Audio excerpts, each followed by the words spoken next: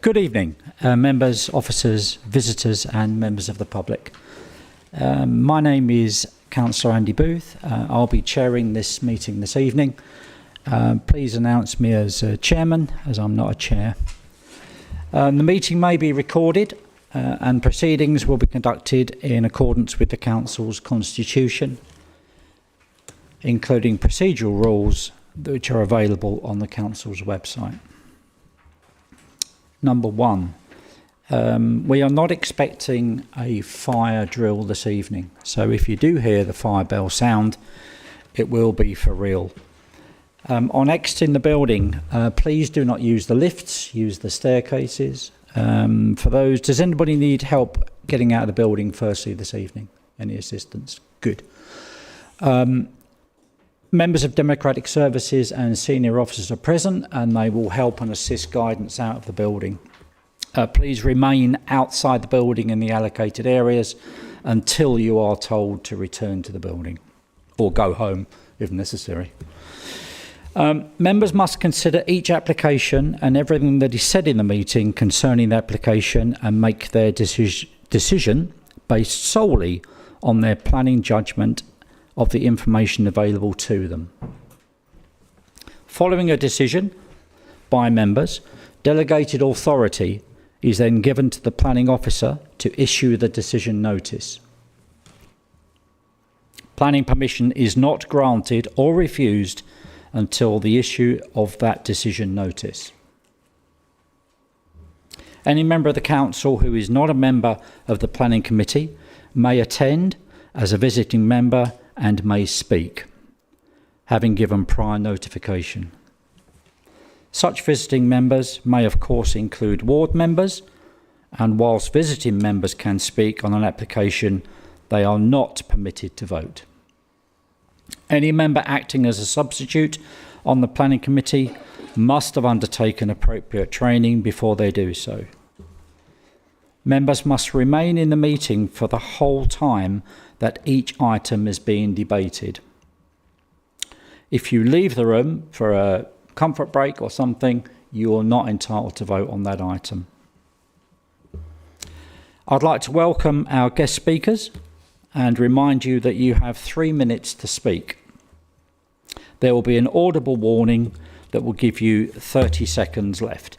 This is the Speaker's chair for those that don't know, but we'll go through that when we get there.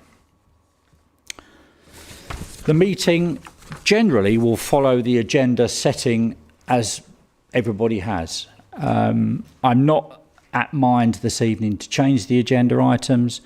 We don't have a lot on the agenda, so things should run quite smoothly, I hope. What else did I want to say? Yeah, just relax and let's get on with it. So, first question, has everybody read and understood the agenda pack? Excellent. That's always a good start.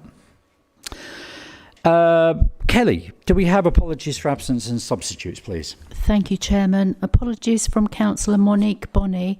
Her substitute is Councillor Mike Baldock, Councillor Simon Clark, Councillor Kieran Golding, and his substitute is Councillor Shelley Cheeseman.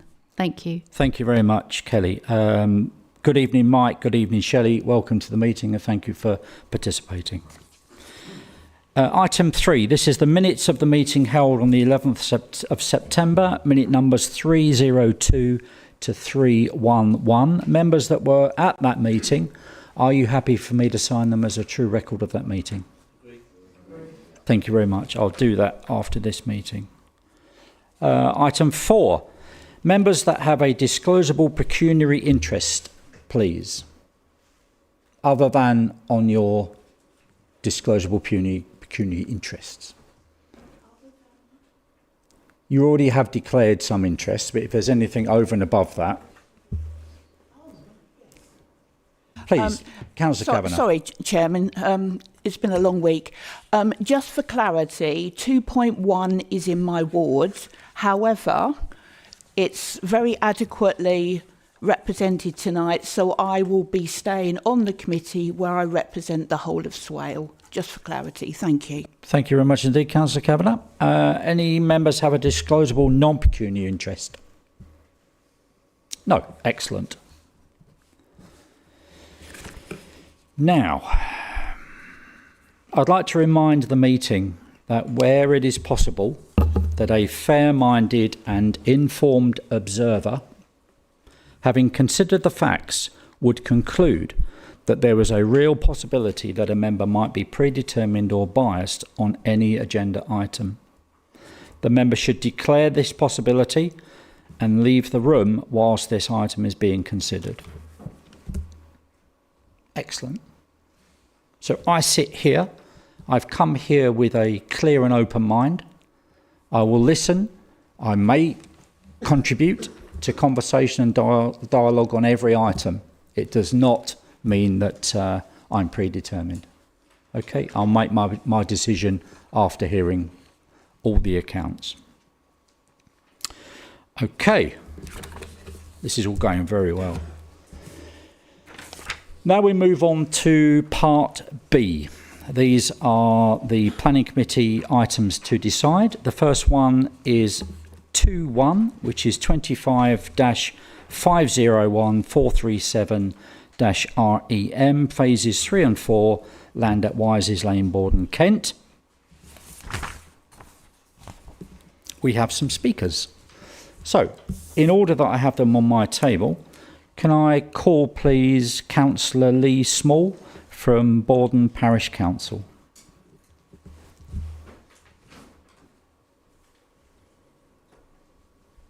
Good evening, Mr. Small.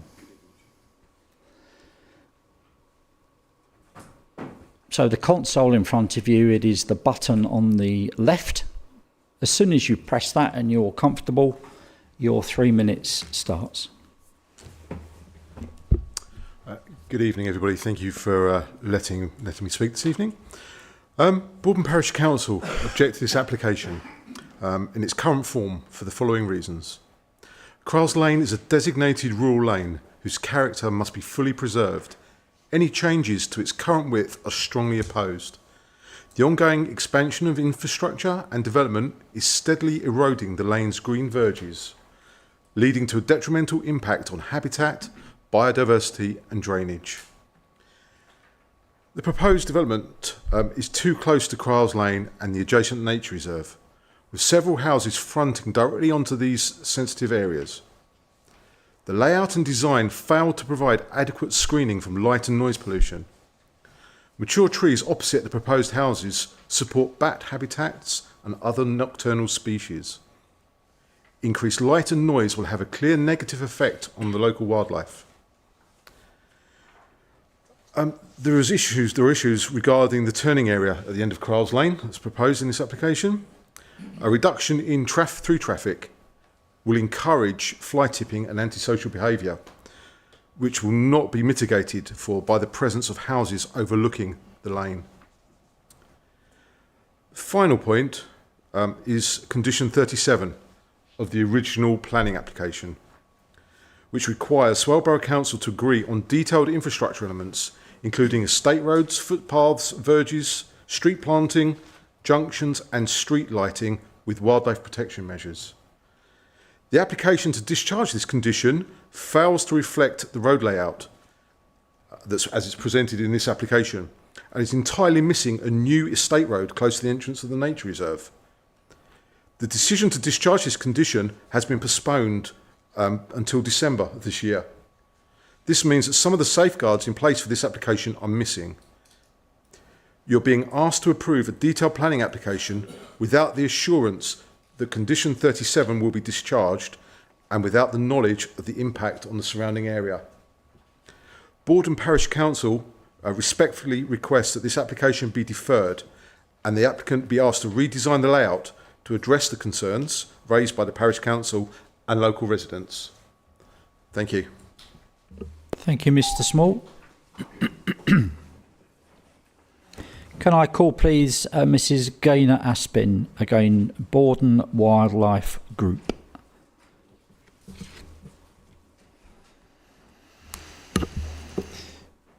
Good evening, Mrs. Aspin.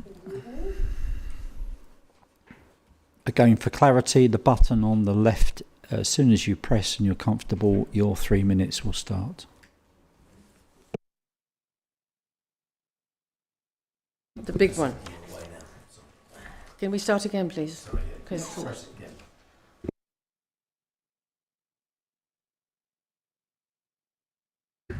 The case for endless housing development is accompanied by the insistence that this can be achieved without harming nature. This assertion would be more credible if the developers demonstrated this in the planning stage.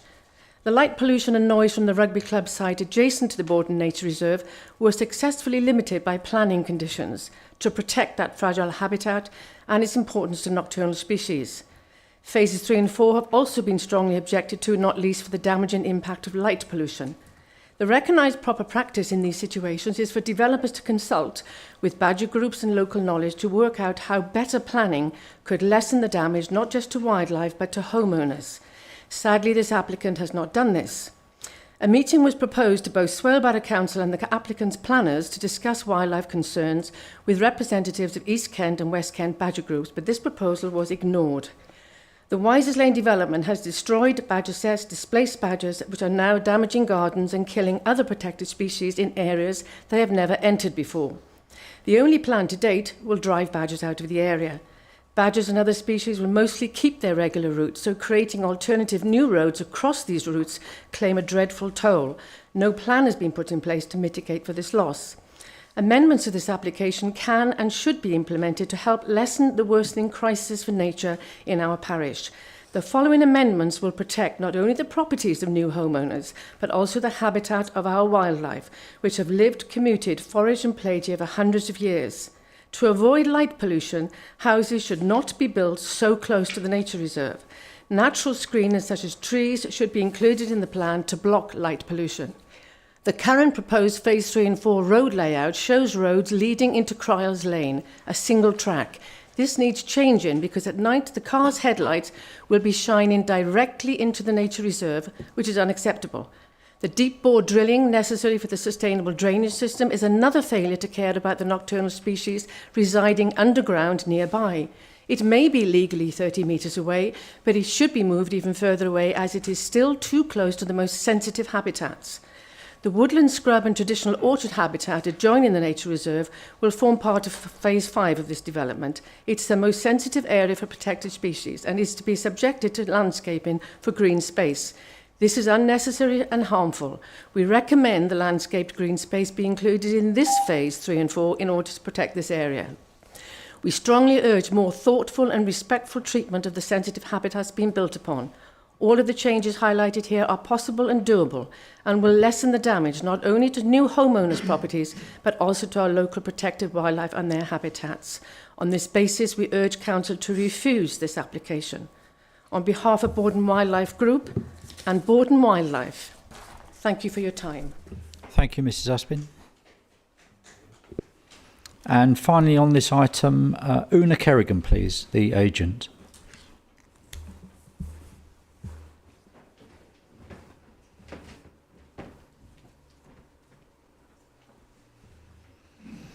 Good evening. Same procedure, so the console in front, button on the left, as soon as you press, you're off. Good evening, Chairman and members. Thank you for the opportunity to speak tonight in support of this application, which seeks reserve matters consent for 160 homes alongside a new linear park and play area at Phases 3 and 4 of the development at land at Wisers Lane. The site benefits from outline planning permission for a mixed-use development including 675 homes. The proposals accord with the approved parameter plans from the Outline Planning Permission, which establish the extent of the development parcels, as well as the development density, building heights, landscaping strategy and open space. In accordance with Condition 5 of the Outline Consent, the scheme also includes a substantial open space buffer between the development and Grade 2 listed Cryles Farmhouse. As councillors will be aware, the council is currently unable to demonstrate a 5-year housing land supply, and this site forms an integral part of the council's housing land supply over the next 5 years and beyond. This application has been submitted jointly between Barrett David Wilson and Redrow Homes. This will provide 3 sales outlets on the site in a commitment to speed up housing delivery on the site and deliver these much needed homes, including affordable homes. As part of the proposals, a stretch of Crowes Lane is proposed to become a footway cycleway adjacent to the open space. This will ensure a safe environment in an area which will be popular for families and children. The change also facilitates the closure of Crowes Lane that is required under the separate consent for the development Spine Road. There will be no change to the width of Crowes Lane as a result of this. The closure does not change the vehicular access point for the rugby club, and vehicle access is still maintained to Borden Nature Reserve. During the application, comments were raised by residents and the parish that the development was too close to Borden Nature Reserve. The proposed layout does not extend beyond the development area that was secured as part of the approved parameter plans. KCC Ecology further raised no objection to the proposals and are content there would be no adverse impact on protected species, including badgers, through the operational or construction phases of the development. A badger survey will be carried out again before the works begin to ensure this remains valid as already secured by the outline permission. There are no outstanding objections from consultees, with no objections raised by KCC Ecology, Highways, Public Rights of Way, Archaeology or Drainage. The design and layout of the development has been informed by ongoing collaborative working with your officers and statutory consultees, who critically raised no technical objection to the proposals. The outcome is a high quality and sustainable development which integrates with the wider development at Wisers Lane, as well as the existing village of Borden. Your officers have recommended this application for approval, and we therefore respectfully request that you endorse the officers' recommendation to approve this application. Thank you for your time this evening. Thank you, Una. Thank you. Members, in line with tradition, what I will do is I will move the officer recommendation, which in this case is to approve. For everybody's benefit, that does not indicate how I will vote at the end of this item. I'll be looking for a seconder. That is seconded, Councillor Braun. Thank you very much indeed. It doesn't indicate how either of us will vote on this, but it just allows us to get the debate up and running. Chairman, can I just declare a non-pecuniary interest? I remembered I'm on board and parish council, but I didn't take part in the discussion. Thank you, Councillor Baldock.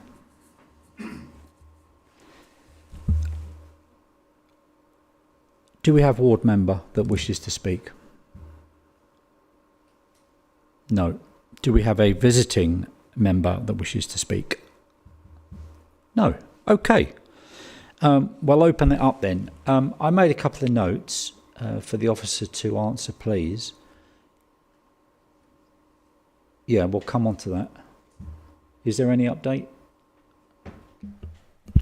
Thank you, Chairman. Thank Since the agenda was produced, I've had one letter from Kent Police just advising they've got no further comments. Apologies for incorrectly sending out the wrong reference number and address for the when the first index went out, and that the site plan was incorrect within the agenda.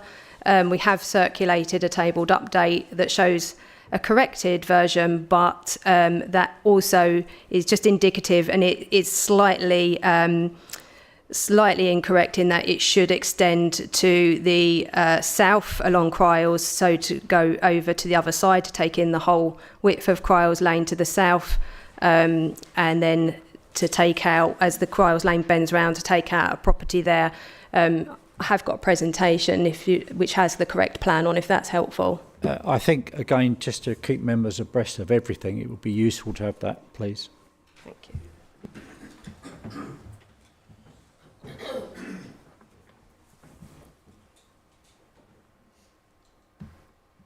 I'll just leave it in that mode, because if I do full presentation, it tends to slow down. So this is the application for the 160 dwellings. Let's say that it's not.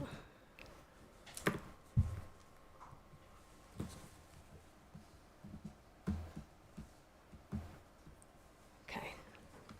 Right. So you'll see that I'm going to zoom in so you can see exactly where I was talking about in terms of the red line. This is the application plan, so this is the correct version, and it goes across. So the one on the tabled update doesn't take in the full carriageway of Cryles Lane there, and it's just the corrected version here shown. It just excludes the property here. So this is the one, if it were to be approved, this is the plan that we would be approving, not the indicative one that's in the in the tabled update. And that's just to give you an idea. The phasing plan, this is phase 4, the purple blob there, and then the blue blob here is phase 3.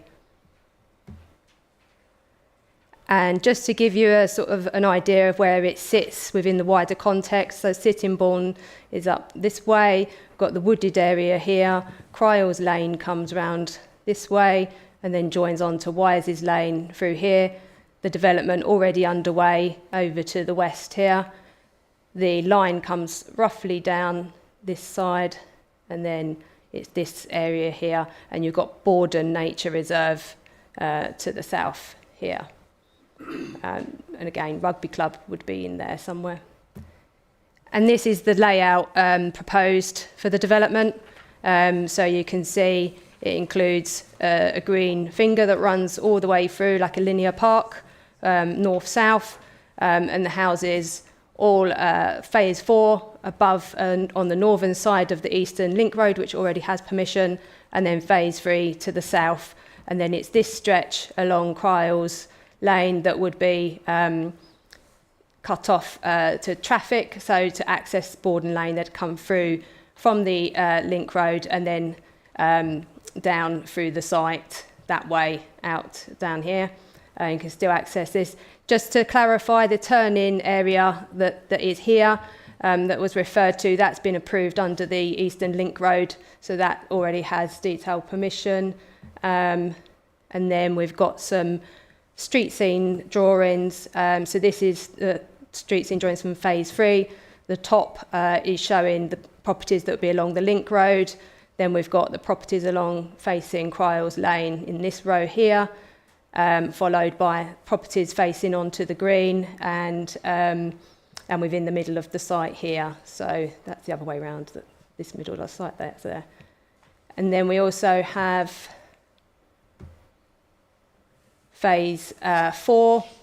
So this is to the north. This long stretch again is the properties fronting onto the Eastern Link Road, and then some properties, I think it's these ones here, and then again along here. And if it's handy, that's the master plan that was secured as a parameter plan as part of the hybrid permission. So that just gives you an idea. I'll just zoom in so you can see the relevant phases and how that relates to what's currently being proposed. So you can see the feature of the linear park, the green spaces, picked it up, in a similar position to what's being shown on the proposed layout, which I'll just zoom out there. Thank you, Chairman. Thank you very much.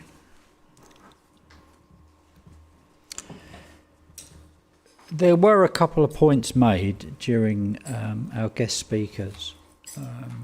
I'd like your comments on them, whether they're relevant or not.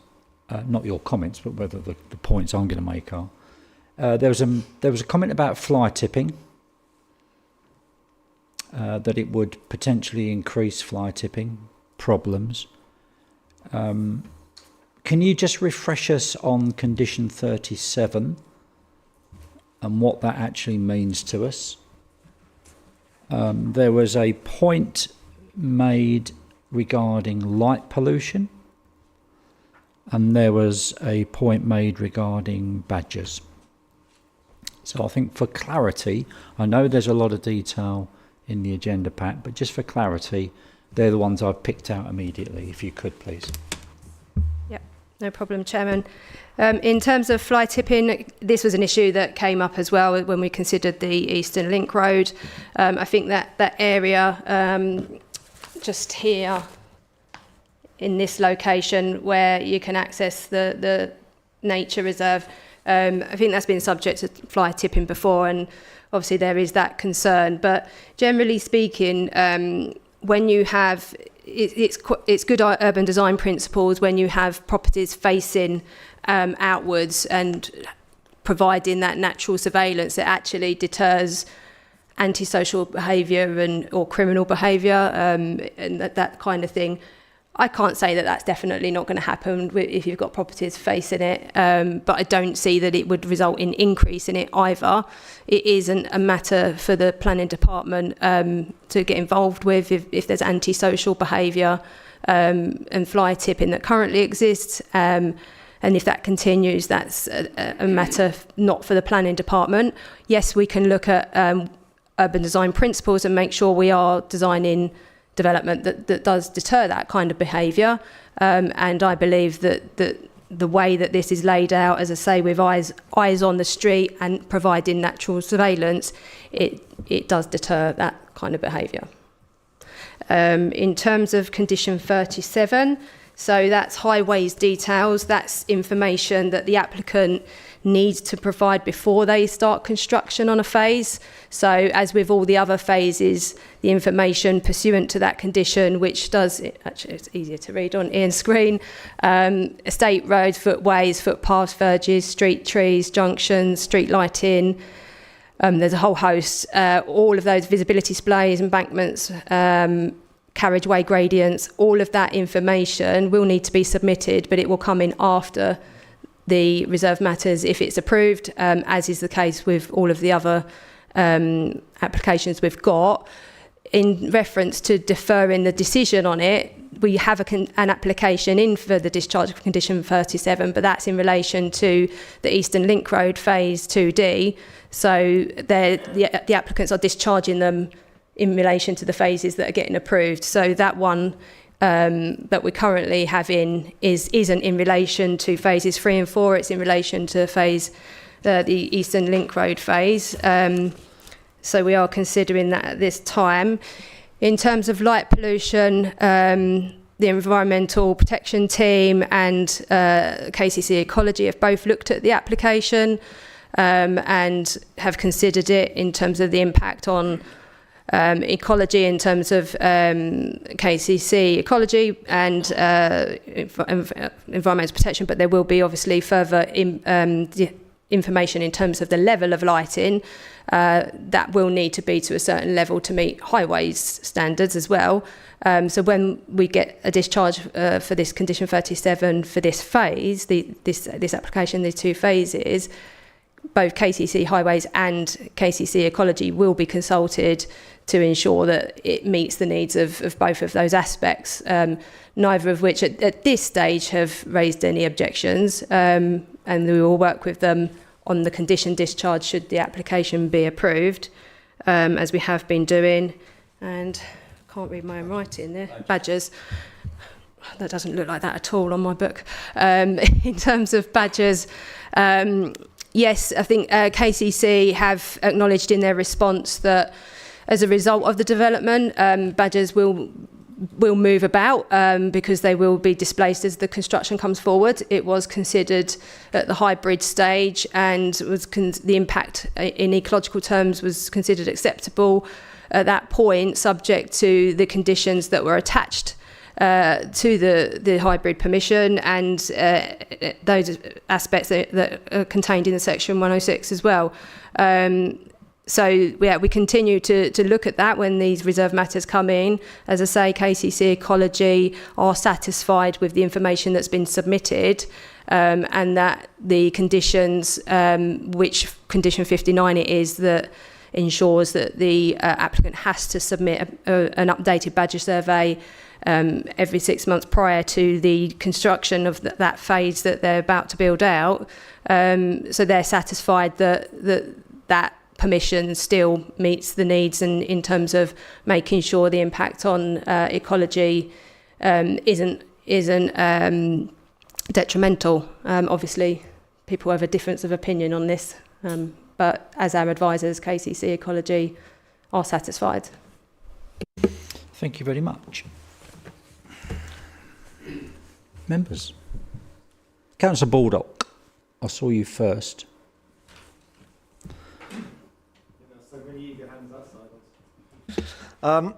Thank you, Chairman. Lots of things came up in those those comments. First KCC Ecology. I think we've all sat here and been frustrated about KCC's ecology reports and their desktop approach to not actually bothering to go out and visit the sites.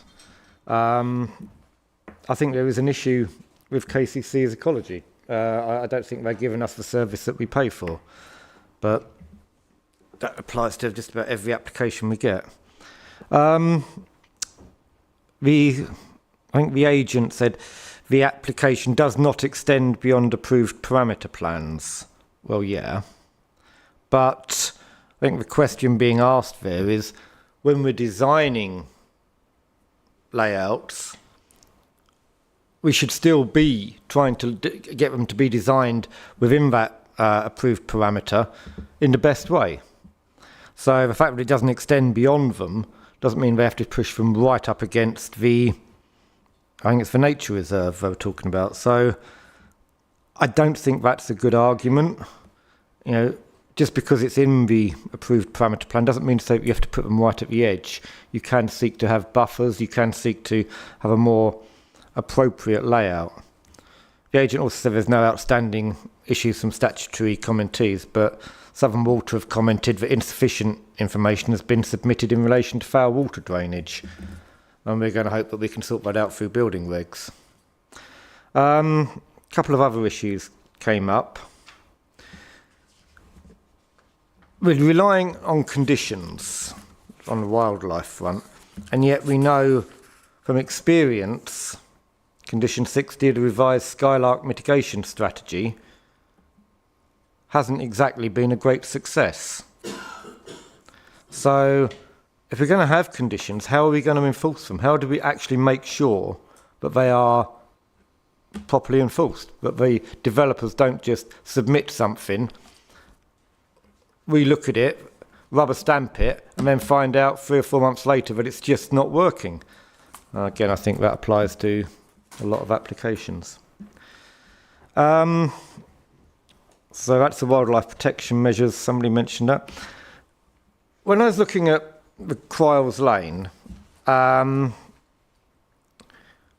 of the important things of this development is to make it as good as possible. I mean, it was opposed when it came through. That has been lost. But we've got to try and make this a successful development.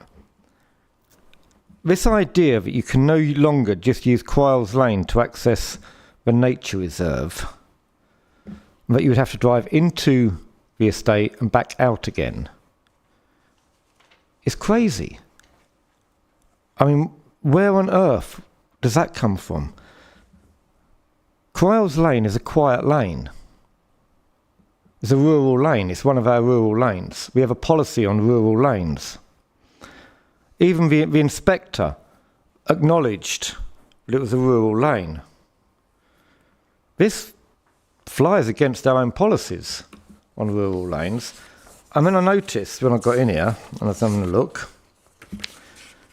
it's not even one of the policies that we've listed, that we've compared it to. Now, I may have overlooked that. There's a list of our policies somewhere in here, and I couldn't see it on there.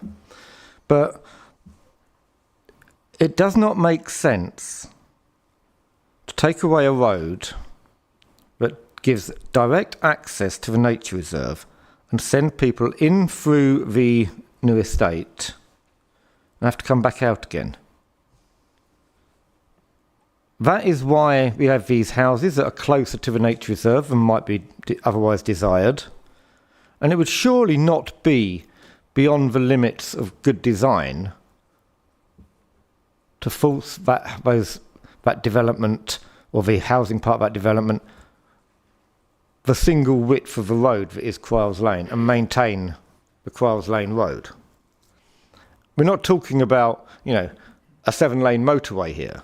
We're talking about a rural lane that you can't pass, apart from where people have gone in to diverge. So I think this application would be a hell of a lot better with just that small tweaking to maintain Cryles Lane as a rural lane, as we are supposed to as part of our policy, and as even the inspector recognised.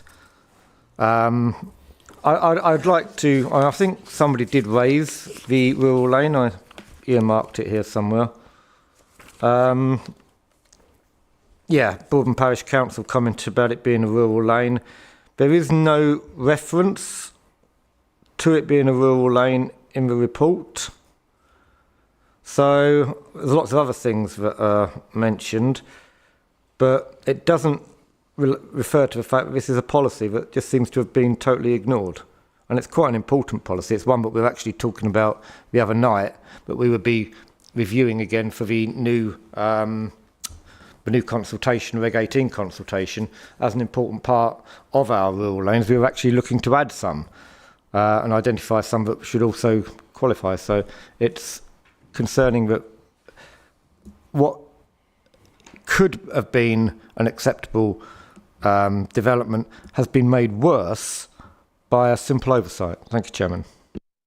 Thank you, Councillor Baldock. What I'll do, I've got 4 speakers that have shown already. I'll take 2 at a time. I think now I've got 5. We'll take Councillor Julian Speed next, and then we'll go to the officers for some answers. Councillor Speed. Thank you, Chairman. Picking up on the points made by Borden Wildlife Group, I am concerned that the houses are too close to the nature reserve, so the habitat of the wildlife may not be sufficiently protected. If we look at page 22, paragraph 7.3.2, which is the housing market assessment summary, looking at market homes, the required percentage for 1-bed properties is 7%, and this proposal is 0. The requirement for 2-bed is 33%, and this proposal offers 0. In fact, 58% of the proposal for market homes is 4 or even 5-bed homes. And then looking at affordable homes, the percentage that should be 1-bed is 27%, and the proposal here is 0%. So this council has declared an affordable housing emergency, and it seems this is primarily a proposal for executive homes, which is not what we need. Turning now to page 37, paragraph 7.12.6, just to expand on a point that Councillor Baldock touched on, Southern Water is saying that insufficient information has been submitted in relation to foul water drainage, and the officer's report says that this aspect of drainage will need to be addressed by the applicant through compliance with building regs. Now, this doesn't satisfy this council's duty to ensure that the site can be drained sustainably, that there'll be no overloading of the existing foul network, and that the development complies with the NPPF paragraphs on flood risk and water management. Simply relying on a later building regs compliance is not a substitute for addressing the planning requirement. I'd refer you to the NPPF paragraph 180, says development should only be approved if adequate wastewater infrastructure is in place or can be provided in time. PPG on flood risk and coastal change confirms that foul drainage proposals should be assessed as part of the planning process. And Circular 10/95 on use of conditions says conditions must not defer essential planning considerations to other regimes. Now, drainage capacity and pollution risk are planning matters, they're not technical details. The framework is clear that development should only proceed where adequate wastewater infrastructure is in place and this application lacks a proper foul drainage strategy. So, in my view, this does represent grounds for refusal. Thank you, Chairman. Thank you, Councillor Speed. Please. Right. Okay.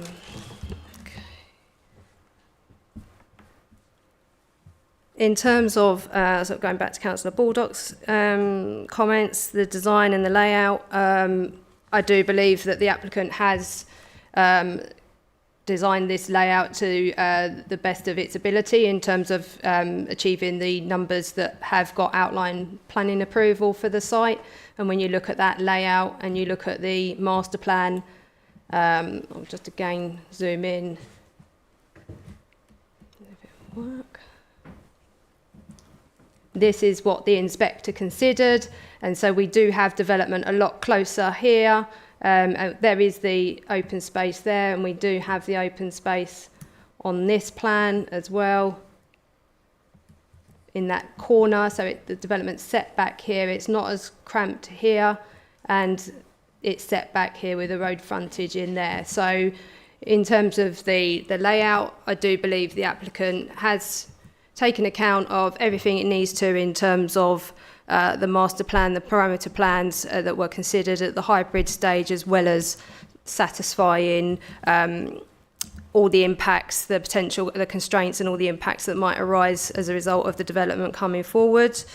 In terms of the Skylarks, that has been reported a number of times to the enforcement department, who have investigated, and I think overall there's no issue in terms of the provision for Skylarks on the adjacent land. I believe there's been an ombudsman decision that is also satisfied with the council's handling of the situation with the Skylarks and the mitigation that's been provided. In terms of Cryles Lane, I can't find, I won't be able to go through all of the documentation of the hybrid permission. There's just too many documents for us to go through at this stage, but I do believe that was included in the hybrid permission in terms of that closing off. The parish council did raise the issue of the rural lane, stating that they felt that the loss of the green verges would be a problem, and then the applicant did respond to that concern with clarifying that there would be no green verges missing as a result of the proposal. In terms of the policy, it does state about changing the character. I do appreciate what you're saying there in that regard, but also that can be through physical alteration or significantly increasing traffic, and the proposal that's shown would decrease the traffic going through Cryles Lane. I do understand, yes, the character would change in terms of physical alteration, but as I say, I believe that was part of the hybrid. In terms of the mix, the hybrid permission didn't set a specific mix. Had there needed to be a specific mix set, it would have been secured as part of the permission, and we have to look at that on a case-by-case basis. And as explained in the report, the housing mix that's specified is a borough-wide mix, and also it talks about the character of the area and maintaining that, which again, that is set out in the report. A lot of this has been already considered. Again, in terms of drainage and flooding, that has also been considered at the hybrid stage, with conditions attached to deal with that situation and to get further details when reserve matters come forward. So some of these matters are outside of the scope of the reserve matters and were considered as part of the hybrid. Thank you very much. What I'll do, Councillor Baldock, I'll go around the ones I've got first and you can come back. Is that okay? And again, Mr. Councillor Speed, if you want to come back afterwards. Right, I have Councillor Winkles and Councillor Ben Martin in that order, please. Thank you, Chair. Yes, I echo the same concerns as Councillor Speed brought up on the amount of affordable housing that is being supplied.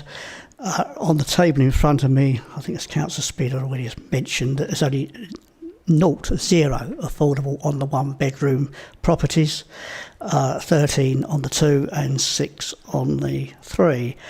But overall, if I read correct, they're offering 12% of affordable housing within the proposed development.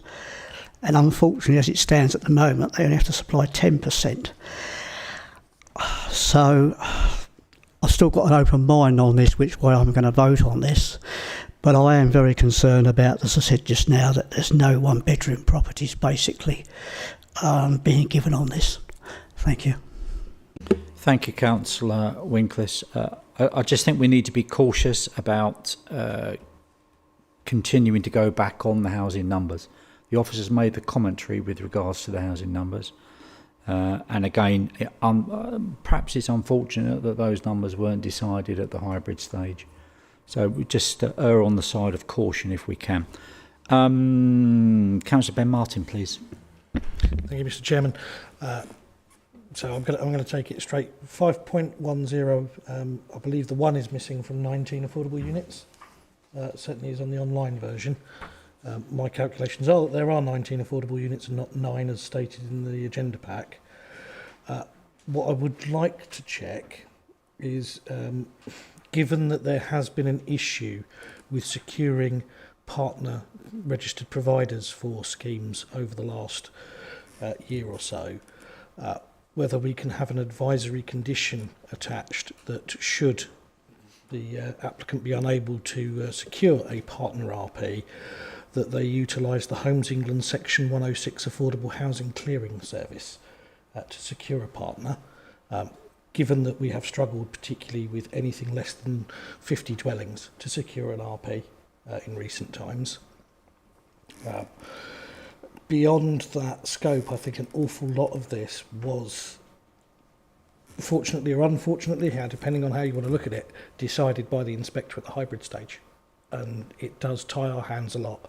When it comes to the when it comes to the market needs assessment, we have to go on the evidence that we have. If you want a more localised one, I'm afraid you have to go out and produce those neighbourhood plans that we've seen in other parts of the borough. And without that, you're essentially tied to what we can gather evidence-wise and what the officers have put into the report. So sorry to disagree with my colleagues, but that's the position we find ourselves in.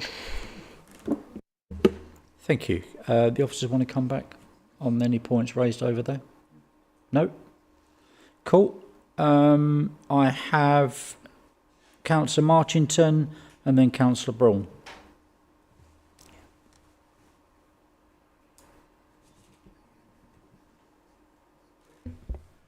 Yes, thank you, Chair. It's just a quick note following the comments on Crowes Lane being rural and what you want to do about that. The only experience of this area I've ever had is Crowes Farm. Following the hurricane, it was 1/3 destroyed. Literally the ridge of 1/3 on the ground. All the roof was matchwood, and it was a real true build, one of the unique in its example of being a true build Kent Peg roof type, and it's now, when I went to find it, I had real trouble finding the place when I was answering because the rural lanes out there was a real, you couldn't try to find it. And the very fact, in the middle of all this, you're saving the rural lane and the farmhouse, I'm all for that. Thank you. Thank you, Councillor Marchington. Councillor Braun? Thank you, Mr. Chairman. The way I see it, most of the consultees don't have an issue. It's recommended for approval. It's already been essentially agreed by the planning inspectorate, and the target date was the 18th of September. We'd be very hard pressed to do anything apart from approve here, I think. And I'd also ask that we get clarification on Councillor Martin's point regarding a condition. Thank you, Councillor Braun. We'll come back to that when we've finished the speakers. I have Councillor Anne Kavanagh and then Councillor Peter MacDonald, please. Thank you, Chairman. I think the trouble is this was agreed over 4 years ago. It was not our decision, but that was the decision that was made. So however we feel about badgers being displaced, one way or the other, it's going to happen because that is what the inspector decided. Now, I know since February, the plan has changed. I know Carly's worked really hard with the developers tweaking things around, but I think there's a limit to how it can be changed.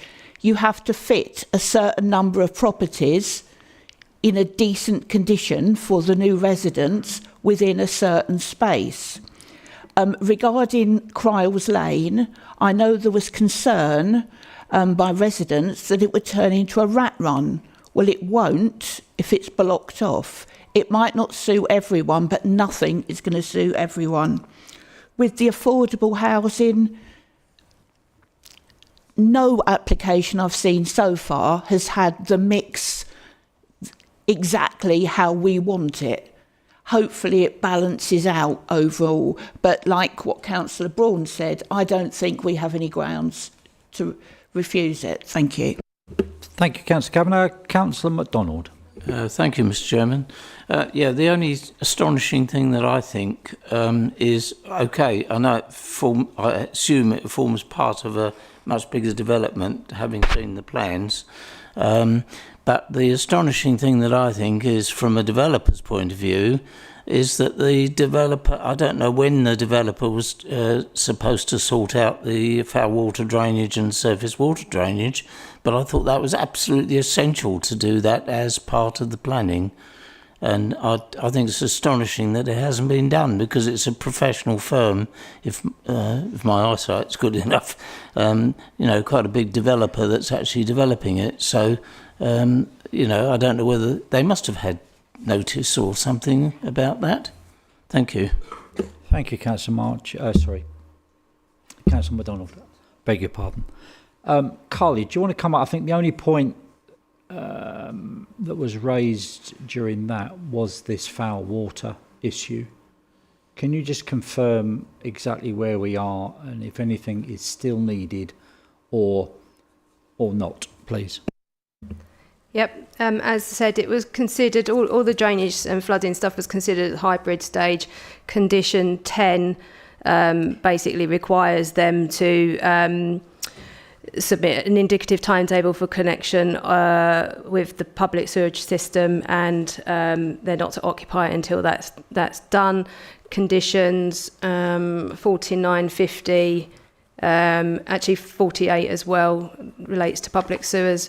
51 all relate to drainage, and condition 52 relates to surface water infiltration as well. So there are conditions that have been included by the inspector when they considered it at the hybrid stage. So again, these are pre-commencement conditions, so they'll follow the reserved matters approval should it get approval, and then need to be submitted prior to then construction on site. So that they're the conditions attached to the hybrid permission.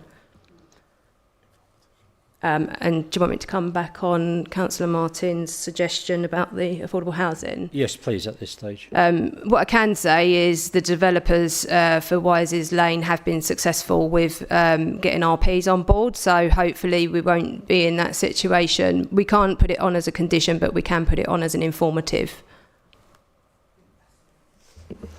Thank you. I see no more hands. Councillor Baldock, you wanted to come back. Yeah, thank you, Chairman. We've heard a lot about this being decided 4 years ago. Can you show us the map of the that you had up there just a little while ago, showing what the master plan that was agreed 4 years ago? If you can zoom in on that.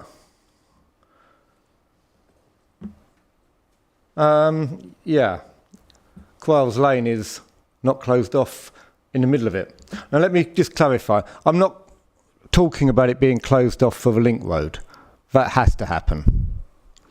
What we're talking about here is a bit in the middle. Now, if you look at the master plan, that's not on there. So if it can have been laid out suitably for the master plan, and we hear, oh, it was all decided 4 years ago, we can't change anything, oh, you know, there's nothing we can do about it, it was decided at the hybrid stage. Well, at the hybrid stage, 4 years ago, actually 6 years ago, Cryles Lane was a through road. So why are we saying everything must be what it was agreed then, but now suddenly we're agreeing to what is a considerable detriment change? I think if that's what was agreed at hybrid, and it's a detrimental change, we should simply say, and that's what I said earlier, we go back to the developers and say, just fix what you did at the hybrid stage. You leave Cryles Lane open. It is really crazy to expect people to go along Cryles Lane into the estate and out again, when all you've got to do is have that little bit of road open so that people can access the nature reserve through Cryles Lane. It wouldn't take a great redesign. You've got an example there. It's one that they agreed 6 years ago. That's what would make this so much more acceptable. That's what would make this, or would take away some of the issues we've heard tonight. You can see on the map, you go into Cryles, well, actually nobody knows, do they, unless you know Cryles. But you can go along Cryles Lane, straight to the nature reserve, and that's it. This crazy in and out of the estate, it's detrimental, and it wasn't on the hybrid. So I just think that's worth mentioning. We keep saying, you know, it must be case by case. I think this one is quite clear. We do have a solution that could be answered. And I think it's quite worrying that there wasn't a mention of the rural lane policy, because in the inspector's report, it is mentioned on a number of occasions. It is acknowledged. So we keep hearing about that decision. That part of that decision was a recognition of the rural lanes policy, and the fact that's omitted from the report is a little worrying. Thank you, Chairman. Thank you, Councillor Baldock. Councillor Thompson, you were the... Oh, hang on a minute, we've got more. Councillor Thompson, please. Yeah, I was just passing a comment. I just wondered, is there a wildlife underpass or pass in the wildlife section? I couldn't see that in the notes or anything. But that aside, I just feel that as developers move forward with projects like this, I feel that there's sort of a moral duty lost by them. And we're increasing our 2.7 bedrooms per dwelling per person in Kent. And it just sort of feels immoral that we're constantly getting applications for larger properties with more bedrooms that then don't get used. And I feel sort of sad that they put it forward just for profiteering without a thought to think, let's just put in the one bedroom, let's put in the two bedroom. I'm just really, really disappointed with how they function. And it's just purely about what can we gain. And I think points need to be made about that. I don't know, I just feel sort of a bit tied that we can't really do much, you know, with the way the application was agreed before our hands and now what's happening now and what we can do around policy. It just, I need to highlight again the point that I just feel the NPPF is just such a failure, and yeah, just generally disappointed and morally disappointed with how developers function. Cheers. Thank you, Councillor Thompson. Councillor Hunt, and then Councillor Speed to come back. Thank you. A lot has been said, so it saves me saying it, which is good. But this Cryles Lane issue, I think we're talking about rural lanes, but the reality is that there is housing development going forward to the side of existing housing developments. It's not a rural lane. That is the fact. At the moment, there was, and have a village with open space and rural areas. That is changing. That is the fact of it, unfortunately. as what's been said as when the hybrid plan was looked at, I would say that that is worse than what we've actually got in the application tonight.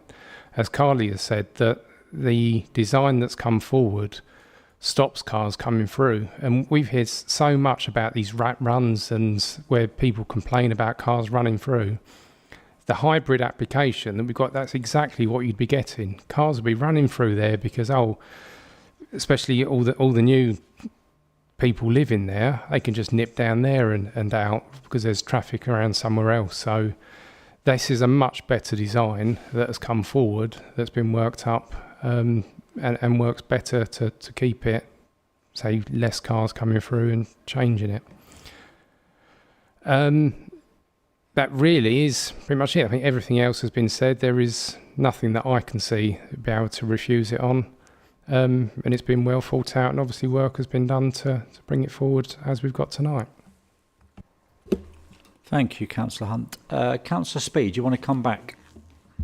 Yes, thank you, Chairman, for letting me come back. I just wanted to revert briefly to the drainage issue. The officer says it's been considered at the hybrid stage and conditions have been attached for further details to be provided, and it's outside the scope of reserved matters. But the fact is they haven't been provided, and we've just got requirements for indicative timetables, etc., which is all very imprecise.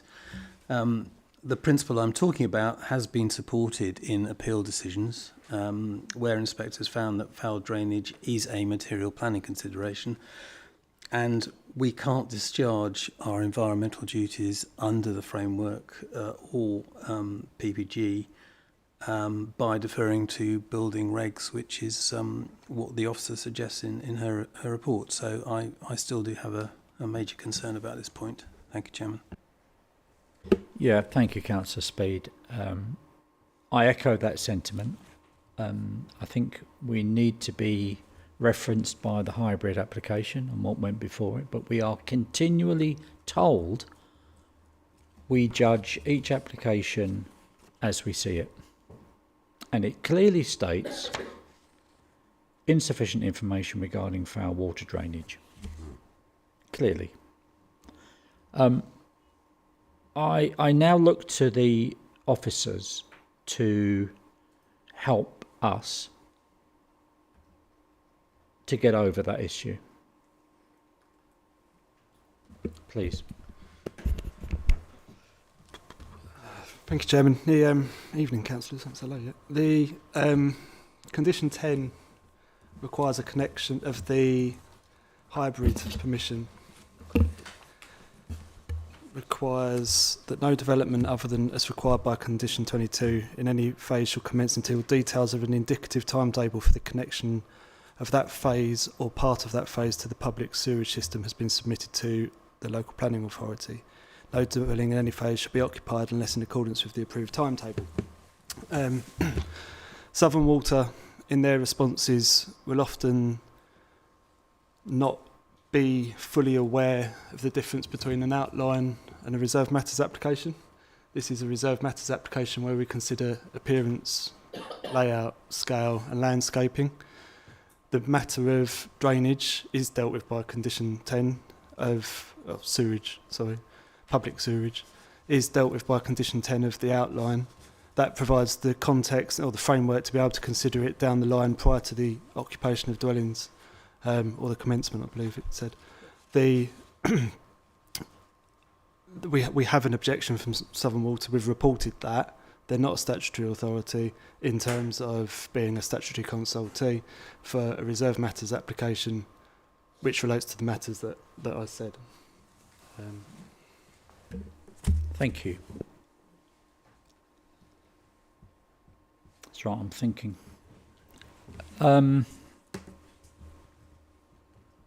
We are blessed with having the agent here, and the agent has heard every word, I'm sure.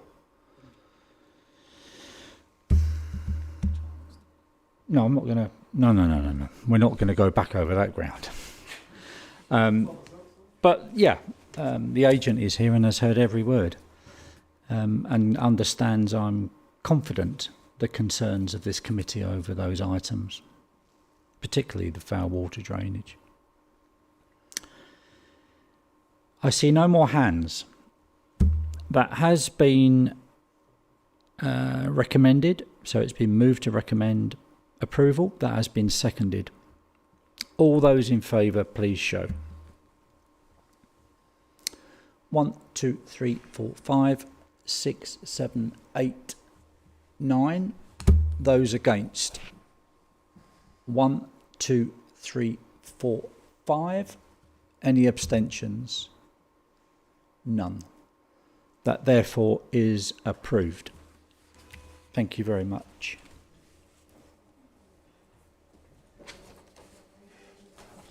If we can now move on to agenda item 6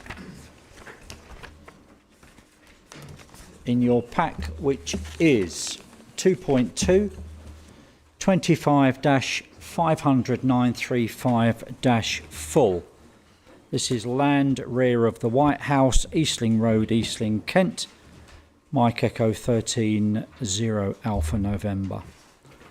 Can I first please ask the planning officer if there is an update on the application, please? No updates, Chairman. I'll provide a presentation if one's wished. Yeah, we'll have the presentation in a moment if we can. We have guest speakers again. So can I please welcome Councillor Julia Bailey from Eastling Parish Council.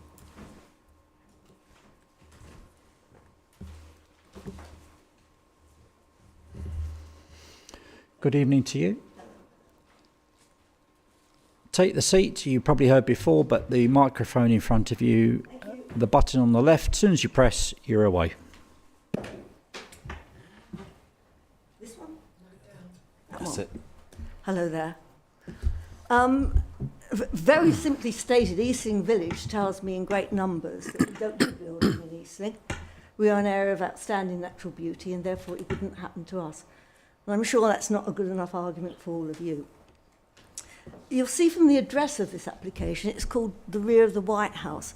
And that's a bit confusing because the White House itself, I'm sure, is represented today and is not the property that is actually to be developed. It's the property behind it, which I believe is still in the ownership of the Polhill family, and it is to be a development of a house on their land. Now, their land runs from Eastling to almost Newnham Village. It's about 3/4 of a mile in length. It's relatively narrow, but very long, and it's wooded, and it's extremely beautiful for the houses that abut it.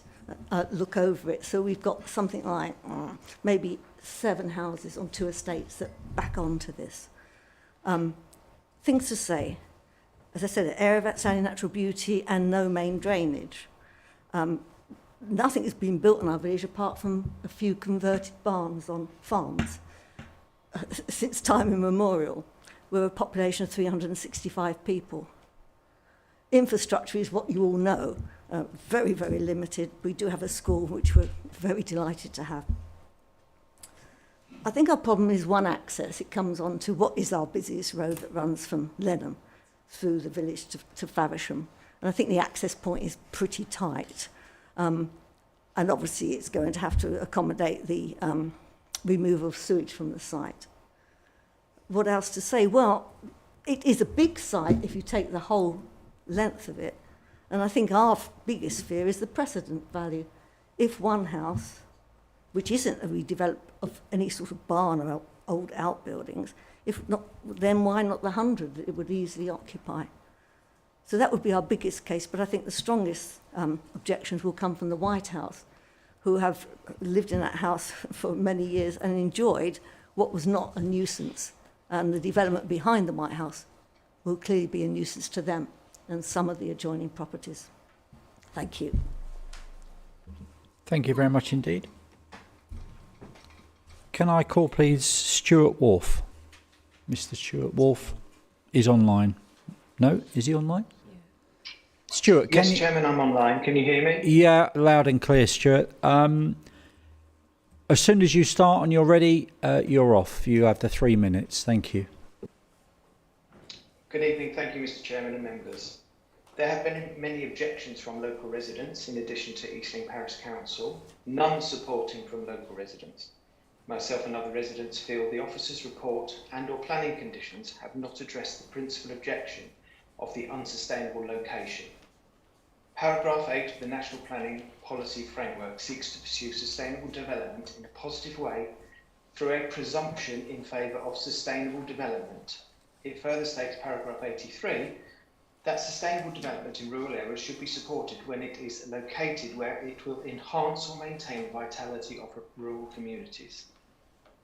Bearing Fruits 2031, section 5.3.22 states proposals leading to a detrimental change in character of existing neighbourhoods will not be permitted. Policy DM24 in Bearing Fruits states very specifically that planning permission should be granted where the development conserves and enhances the special qualities and distinctive character of the national landscape. Eastling is a very small rural village in an area of outstanding natural beauty. The village has very limited public transport links, one bus service and no public services nearby. The only local amenities is the pub and the school. The nearest other amenities are in Faversham or Lenham. The applicant is proposing to provide cycle storage as a form of sustainable transport. Both Lenham and Faversham are a 30-minute trip by bicycle or between an hour and a half and 2 hours walk over difficult topography and narrow country lanes. Alternatively, by vehicle, both are a 15-minute trip. Future occupants would therefore be reliant on private vehicle. The officer has advised they do not consider the potential noise impact from 3 vehicles having a significant impact on neighbouring residents. However, on this point I object. By virtue of the length of the driveway and the proximity to my property and Glebe cottages, there will be significant impact, and future residents will be reliant on vehicles as their main form of transport, therefore creating significant disruption for existing residents. If members do consider the application as acceptable, I ask that an alternative solid material such as water permeable brick paved driveway be conditioned. The proposed development is unlikely to make any significant contribution to the local community in relation to paragraph 83. That would outweigh its harm. Further, the proposal has numerous detrimental changes as acknowledged by the planning officer in their summary, stating proposed development would be acceptable in terms of not having any and unacceptably harmful impact. The officer identifies there are harmful detrimental impacts that are not addressed in the proposal conditions or conserving and enhancing the special qualities and addressing the NPPF paragraphs 8 and 83 or Bearing Fruits 2031. I therefore respectfully ask you to refuse this application. Thank you, Mr. Chairman. Thank you very much indeed, Mr. Wolf.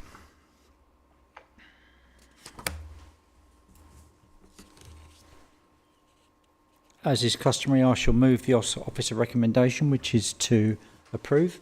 Is that seconded, please? Councillor Braun, thank you very much. Ian, do we have an update or a presentation or both?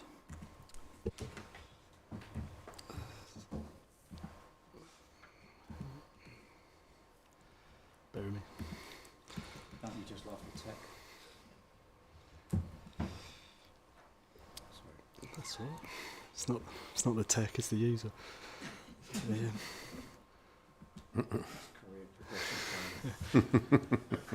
On that note, thank you, Chairman. The application is for the erection of a single dwelling, as you've heard. The site is located to the west of Eastling Road. It is within the built-up area boundary of Eastling. The rural lane is shown green on the plan that's on the right. As you've heard, the land of the applicant extends to the west. I can't comment on how far because that blue line is the limit of my knowledge, but it's to the west of that blue line, and I don't disagree with what the parish have said. The White House is a separate property and it's not within it's not part of the applicant's ownership. There are no heritage assets within the immediate vicinity of the site. The conservation area begins south of Meason's Close, which is shown on the plan on the left. And there's a listed building on that first plot south of Meason's Close, but they're the nearest heritage assets. KDNL, Kent Down National Landscape, as it is now, does wash over Eastling, as you've heard. The site at the moment has been cleared. It was cleared sometime between 2001 and 2004, I think probably in the region of 2021, sorry, I should have said. There are trees around the edge, and it's mostly laid to grass with an existing access to the land to the west that passes through the site, which I'll show you a picture of in a second. The dwellings to the north back onto the site, 22 to 26 Eastling Road, and then 13 Meason's Close is to the south, which has its side elevation facing towards the application site. The White House, as you can see there, has its rear elevation facing onto the part of the site that will be developed, and the side elevation facing the access. The proposal is for a 2-storey dwelling that's shown there with 3 parking spaces accessed from Eastling Road using the existing access. Proposed tree planting is shown around the boundary of the site. That's the floor plan for the existing, for the proposed dwelling. There'd be 2 bedrooms at first floor and 2 at ground floor. The windows are largely provided on the rear elevation so as to not overlook the White House. My mouse isn't working. The central drawing on the bottom with the 2 dormers is on the rear elevation. It's facing towards the tree belt that you'll see in a second to the west of the site. The only window facing the White House at first floor level is on the top left picture, which is a high level roof light above the landing. The other windows, the other first floor window faces 22 to 26 Eastling Road, but is a significant distance from that property. These are the photos of the site. The existing access is top left. The proposal is a condition requiring the first part of the access road to be laid to a bound surface. After that, it would be a gravel. You've heard objections about the noise for one car, one property, 3 parking spaces. Respectfully suggest that that's not a level of vehicle movement that we could justify refusing the planning application, because it's not unusual for movements associated with one dwelling to be located next to another dwelling. If it was more than one dwelling, we might have a different view, but with one dwelling, that's quite conventional. The bottom 2 photos show the existing condition of the site in the summer, obviously more treed and leafed than it is today. The top 2 photos show the relationship with the White House and its neighbour. And again, the bottom 2. It's the right one, yep. The properties to the photos at the top of this slide are 22 to 26 Eastling Road, and the bottom left is Meason's Close. The application is recommended for approval. Thank you, Chair. Thank you, Ian. Chairman. You're right. That's fine. That's fine.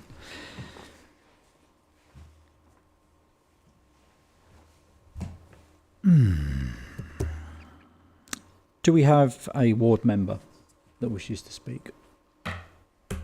Councillor Thompson. Speak, yeah. Speaking as a ward member or member of the committee? Member of the committee. That's all right, sorry, yeah. But I'm not speaking as a ward member, no, sorry. Right, okay. Yep. That's cool. So, Councillor Baldock, your hand was first. Thank you, Mr. Chairman. I must admit I was gobsmacked when I saw this. I have been advocating that we need more housing in some of these smaller villages of the sort that would enable people to stay in their villages. And I'm always told, no, totally unsustainable, no.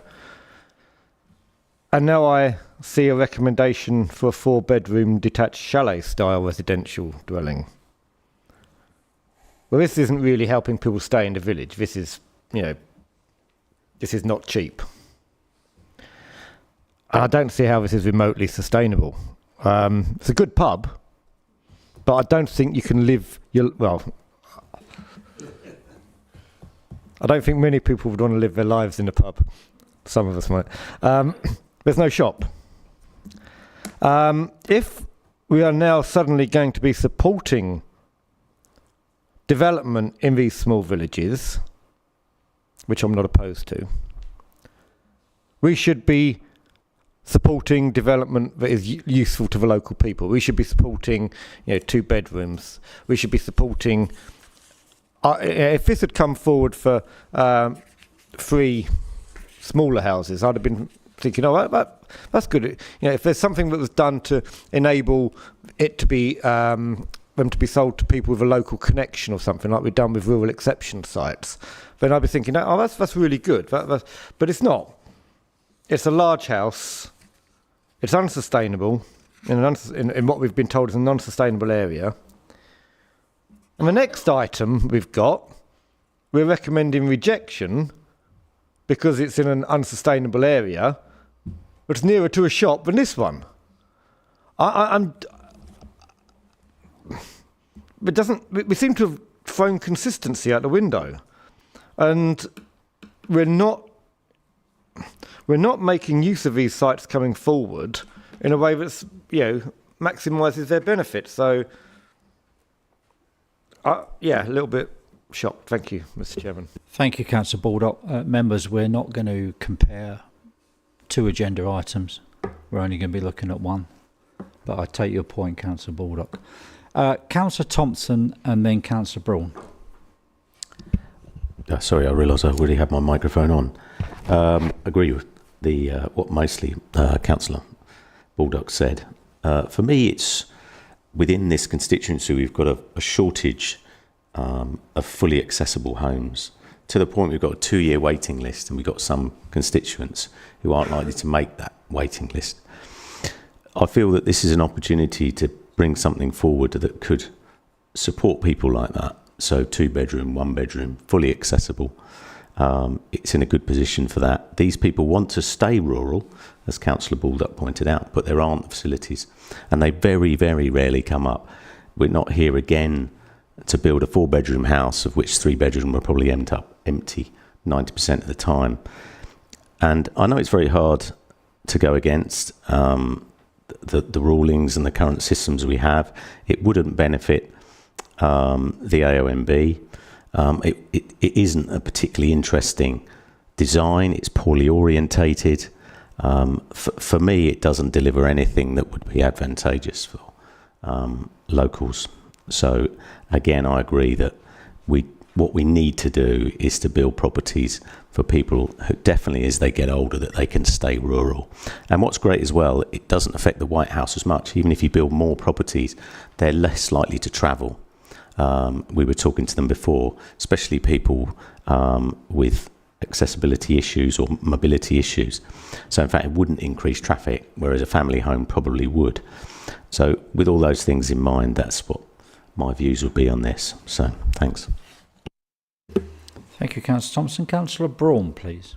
Thank you, Mr. Chairman. I'm going to disagree here. I'm going to say, what kind of authoritarian hellscape are we heading towards, where people are coming to a planning committee to object to one property being built? I'm not saying I would, but somebody could suggest people just have too much time on their hands. I'll be voting in favour. Don't sit on the fence, Councillor Braun. Councillor Hunt. Thank you.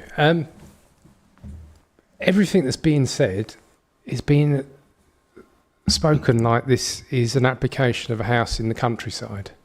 And whilst it's a rural village, I think we need to remember that this application is within the built-up boundary of this village. It's not in the countryside. It's not a house that has to come forward that's something really special and out of this world.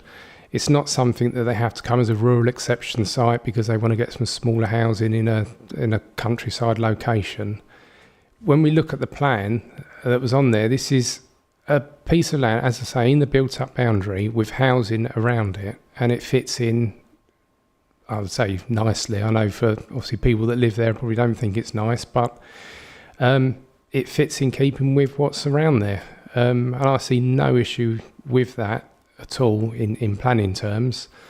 It's difficult, I think, when you do have rural villages, and I probably don't know when the last time something was built in a location like this. Probably is some time, and it is something that's different for people, but it's not.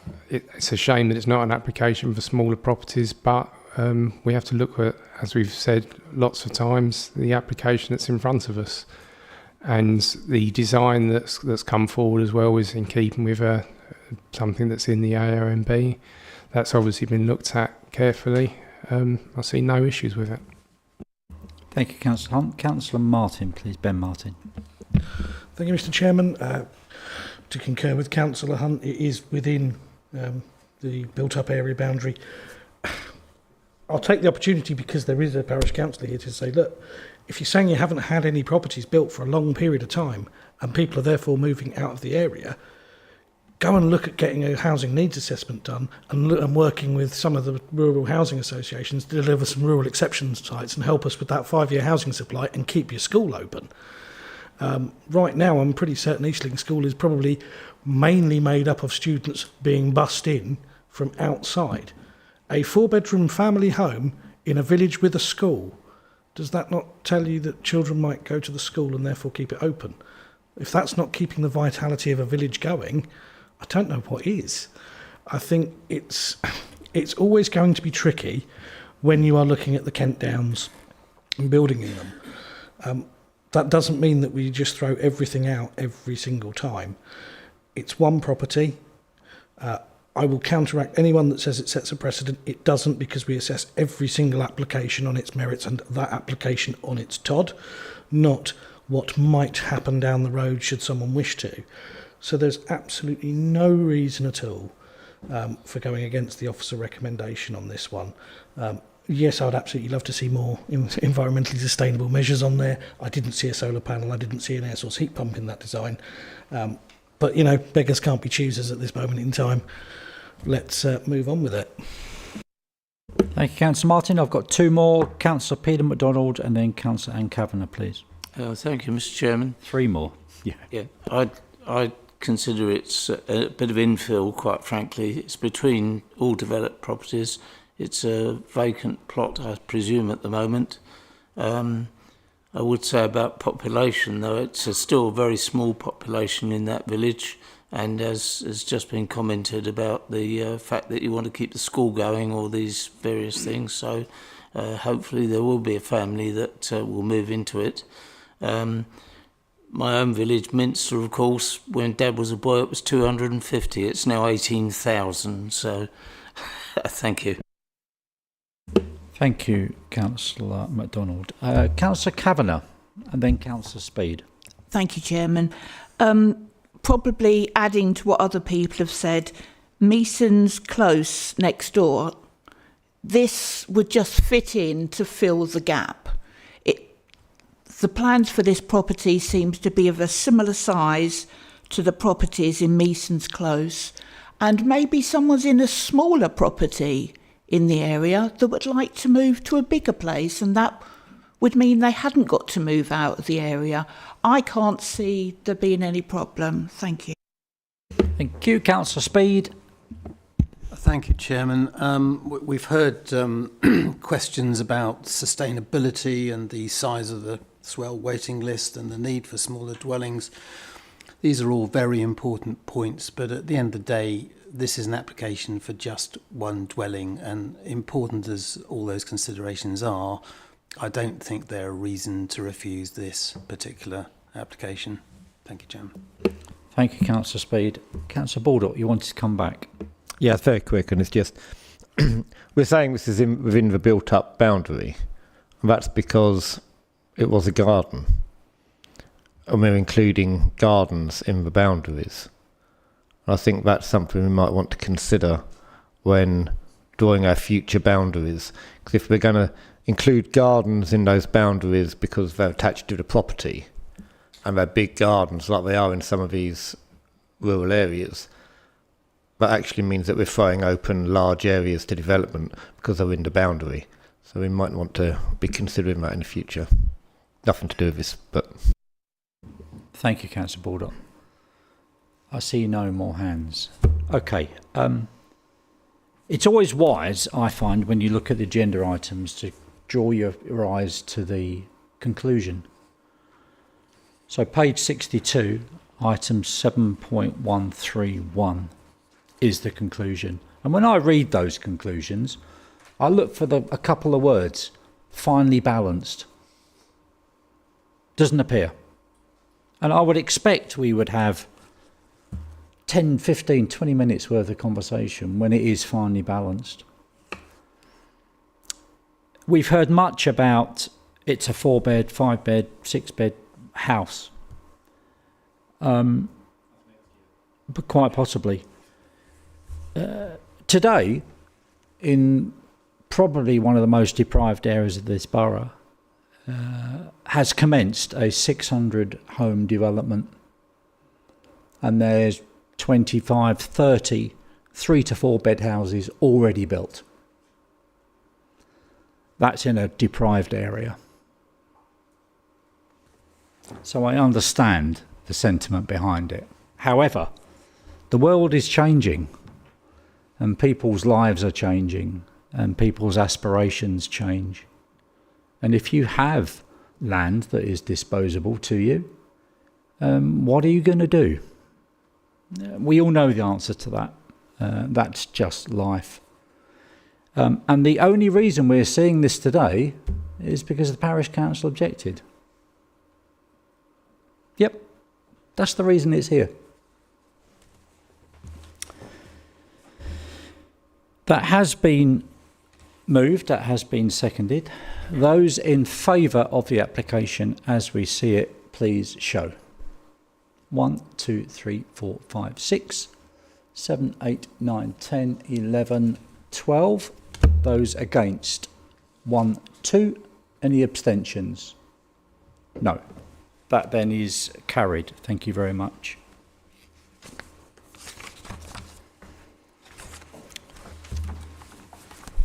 Moving on, agenda item 3.1.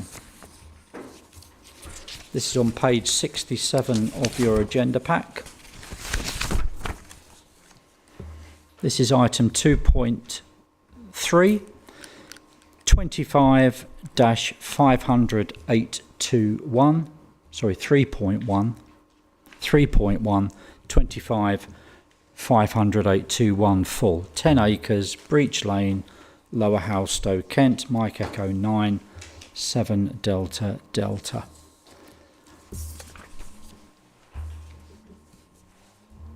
We'll have the speaker first, please. Mr. Keith Tress.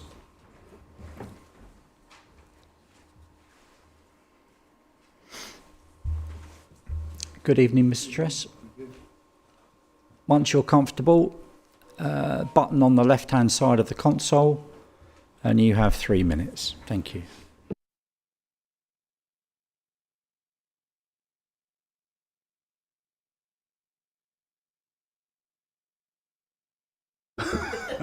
Good evening.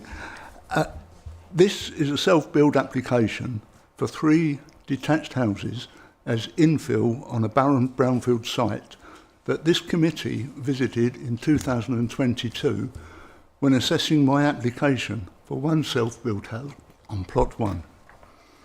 Based upon the site's condition, location and safe access to the village centre, you decided that the land was suitable for development. This decision overruled the planning officer's recommendations for refusal. Those same refusal recommendations are replicated by planning for this application. Throughout 2024, we worked closely with planning to agree specific design and layout requirements for plot 1 that were appropriate for the Westfield area and self-builders. For a consistent site development approach acceptable for the area, these 3 proposed houses have a similar design, scale and size template. This complies with legislation that allows permitted design codes to be used for multiple self-build plots on one site. These codes set out parameters such as maximum height, build line, acceptable materials, etc., to ensure a consistent and cohesive development, while still allowing the individual self-builders flexibility within those rules. This flexibility is currently happening with the self-builder who purchased plot 1, was recently submitted a change application, and also with our prospective self-builders who are discussing options for plots 2 and 3 before approval has even been granted. We have committed to a Section 106 agreement guaranteeing that all 3 are self-build properties. This planning application meets the requirements of Lower Halstows Village Planning Strategy, being the same piece of brownfield land with individual plots and house layouts of similar size and design. This application follows the foresight and precedent set by you councillors when approving Plot 1. It's difficult to understand how just 3 years later, with no policy changes, the Planning Department can use the same refusal recommendations to challenge and seek to overturn your carefully considered decision that the land and location was suitable for development. Thank you. Thank you, Mr. Tress.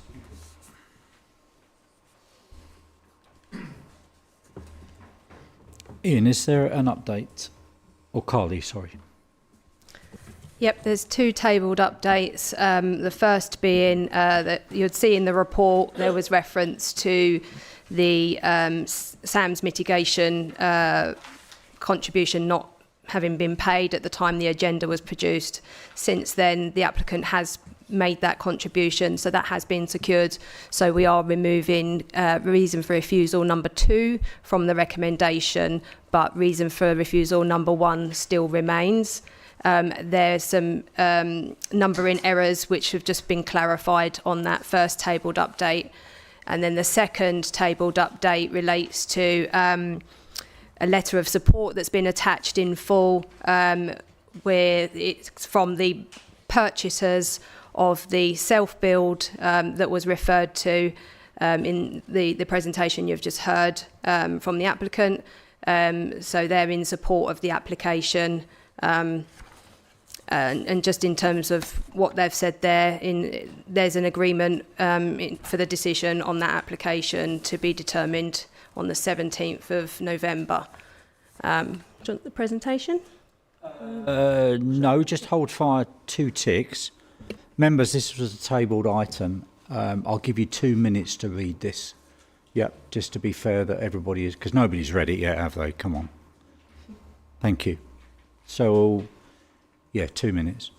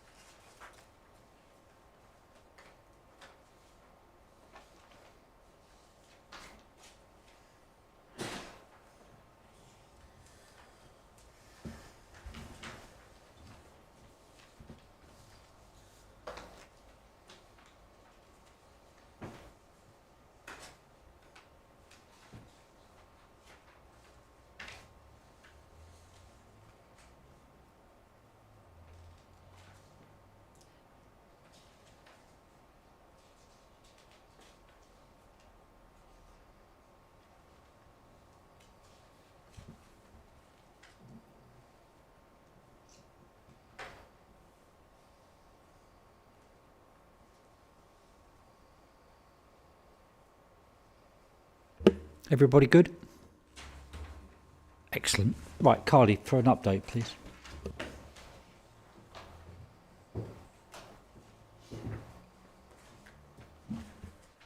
Thank you, Chairman. As you'll be aware, this application's for 3 self-builds for 3-bed dwellings. This is the application site outlined in red, and this is the site here outlined in blue that was referred to in terms of the one that's already been approved.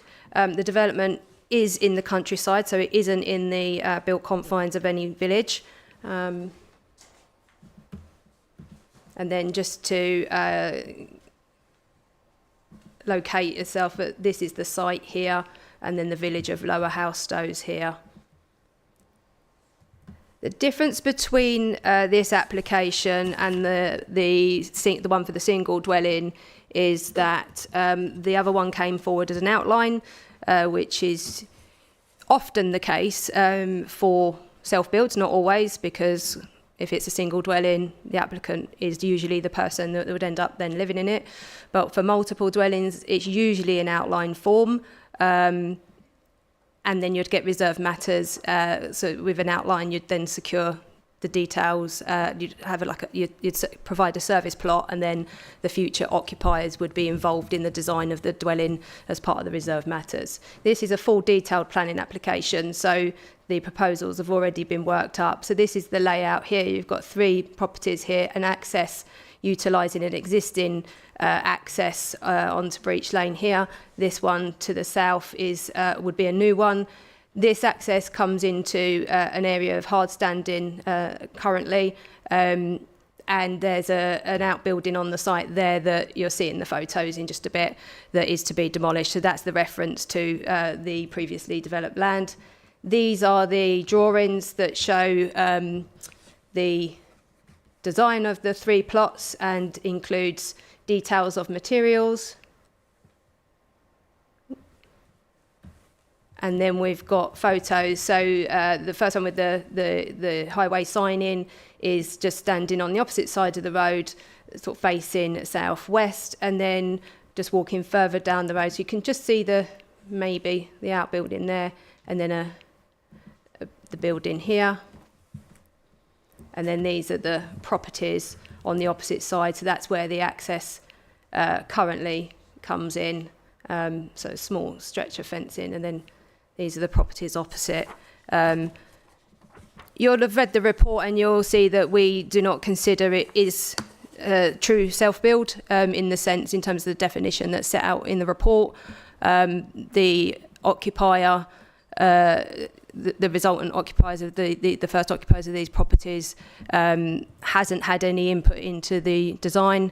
It has been stated that they may be able to change the layout, but that doesn't fit with the definition as we see it. So that's all covered in the report. I won't go over that again. Thank you, Chairman. Thank you, Carly. I'll move the officer recommendation. Is that seconded? Councillor Braun again. Thank you very much. Ward member. That would be you, I think, wouldn't it? Order doesn't stretch that far. Councillor Clark and Councillor Chapman. Neither of which are here, which is disappointing. Quite possibly. I won't dwell, but I'm not happy with that. Anyway, Councillor Braun. Thank you, Mr. Chairman. Just on that, how many times have we sat here as committee members and lambasted parish councils for refusing an application and asking for it to go into committee and then not sending someone to represent it? It's very frustrating. But besides this, I'm quite concerned at the fact that the applicant has submitted this application under self-build for 3 properties, and it being a detailed application. It seems a bit like somebody's trying to, go a bit fast and loose on the definitions to me. I don't know how I'll vote on it, to be honest. I'll, let other members see what they think. Thank you very much. Councillor Baldock. Thank you, Chairman. Fully concur with Carly about how this is, not the same as the previous application. This is not how self-builds are done. But let's look at the reasons. You said yourself, Mr. Chairman, look at the reasons at the end. So we've got 2 reasons. Second one has been withdrawn because the SAMS payment has now been made. I think the Speaker also mentioned this. It's the same reason for refusal that was put forward for the last dwelling. This committee went out and visited the site and didn't agree with it. And I'm struggling how we would defend an appeal the fact that we have used the same reason that we rejected last time. A lot of what Carly has said isn't reflected in these reasons for refusal. It just says, virtue of their location outside of built-up settlery, unacceptable urbanisation, representing an unsustainable and human harmful form of development in a rural location. Let's ignore the previous application. 2.2, shall we? Eastling. I just cannot see what argument we're going to put forward to say that this qualifies when this committee overturned it last time. And I'm wondering, do officers actually listen to what the committee members have said when they've made a decision? Because we're always hearing, oh, yeah, you couldn't take that to appeal, don't want to take that to appeal. We'll be arguing basically that we made the wrong decision last time. This shouldn't really be happening. If you want a reason for refusal, it should be along the lines of what Carly said. Not a reason for refusal that this committee rejected 2 or 3 years ago. So I don't think that's a very good reason for refusal, Mr. Chairman. I think it'd be thrown out at appeal. Thank you, Councillor Baldock. Councillor Thompson. Yeah, I think, as Carly said, the main factor here is that it was meant to be self-build. This is completely outlined, and it's just a small developer building homes under that. I'd like to know if the applicant is on the list for self-build. Will it remove anyone from the list for self-build? It's Grade 1 agricultural land. If we're going to give up Grade 1 agricultural land, then again it needs to be for good use, for something we need. Go back again to the 2-year waiting list, probably the same in this area, for fully accessible small homes. I don't see any input from any self-build. So for me, it's dishonest. So therefore, I can't vote for this. So, yeah. Thank you, Councillor Thompson. Councillor Winklis, and then Councillor Ben Martin. Thank you, Chair. Yes, I remember going out on the site meeting 3 or 4 years ago, and my observations of the site, as shown in that picture, is just a piece of derelict land. And I honestly feel to put 3 houses on it would be a vast enhancement of the area. I have no more to say on it. So I will be going, I'm afraid, against the officer's recommendation for refusal. Thank you, Councillor Winklis. I just want to check something, because I've heard it twice. Councillor Baldock, did you call this item in? You are recorded as calling it in. If I did, then I did. I don't recall doing so. I was the county member at the time, so I may have been approached to call it in on that basis. I'm still pretty open-minded about it, though. I just saw it called in by the ward member. It does make a difference, because we've made comment on those that allegedly did it and didn't do it and aren't here. That is terrible. So, I withdraw any comments I might have made on that basis. Right. Absolutely. As long as we understand, Councillor Baldock, yeah? And they are both good, honourable men. I'm sure, thank you. Let's get back on it. Councillor Ben Martin, please. Thank you, Mr. Chairman. I too recall the planning committee meeting from the first application on this site. So first off, the officers are completely right technically. It is not self-built by the definition that's been laid down in the legislation. I also recall that we were told at the time that members are able to use more of their own judgment than officers when it comes to these sorts of decisions. They have to stick to the policy and the law to the letter. We have to stick to the spirit. We are able to make decisions on our own. Now, you can say that it's deceptive to call these self-build, Equally, if you are not a planning expert, if you're just a member of the public, would you think that if you're building the house yourself, it is self-build? It's a real knife edge in that term. I thought at the time that actually putting some properties here for self-build made sense. I think it is that changing world. Let's face it, a lot of people these days will probably go and look at Grand Designs. You see people just order the home flat pack with the design, and it comes in the Hoff house and whatnot. So on that basis, the law is probably behind where it needs to be. I think these do not pose the harm. I think, as Councillor Baldock stated, it would be really difficult to go to a planning inspector and say, yeah, we thought this was all right 4 years ago. Not quite so sure now. So at the moment, I'm minded to use the discretion that we do have as members to go against the officers and go for approval. But I can still be swayed the other way. Thank you, Councillor Martin. Councillor Hunt, please. Thank you. I remember this really well. I think probably there was other two speakers have said, I think there's probably three of us that went to that site meeting that are on this committee now. And I think that needs to be remembered, that a lot has changed since 2022 on this committee, and other members probably don't know this site as well as some of us that have been there. And I also do remember, and I went back to the minutes of that meeting just to double check, and I was right in my thinking that I was actually the one that put forward the recommendation to approve that application, but made it very clear at that time, because this is different to the last application. This is in the countryside, and when we do go against officers and make different decisions, we have to be very clear why we are doing that. And at that time, we made very clear that it was because of self-build coming forward.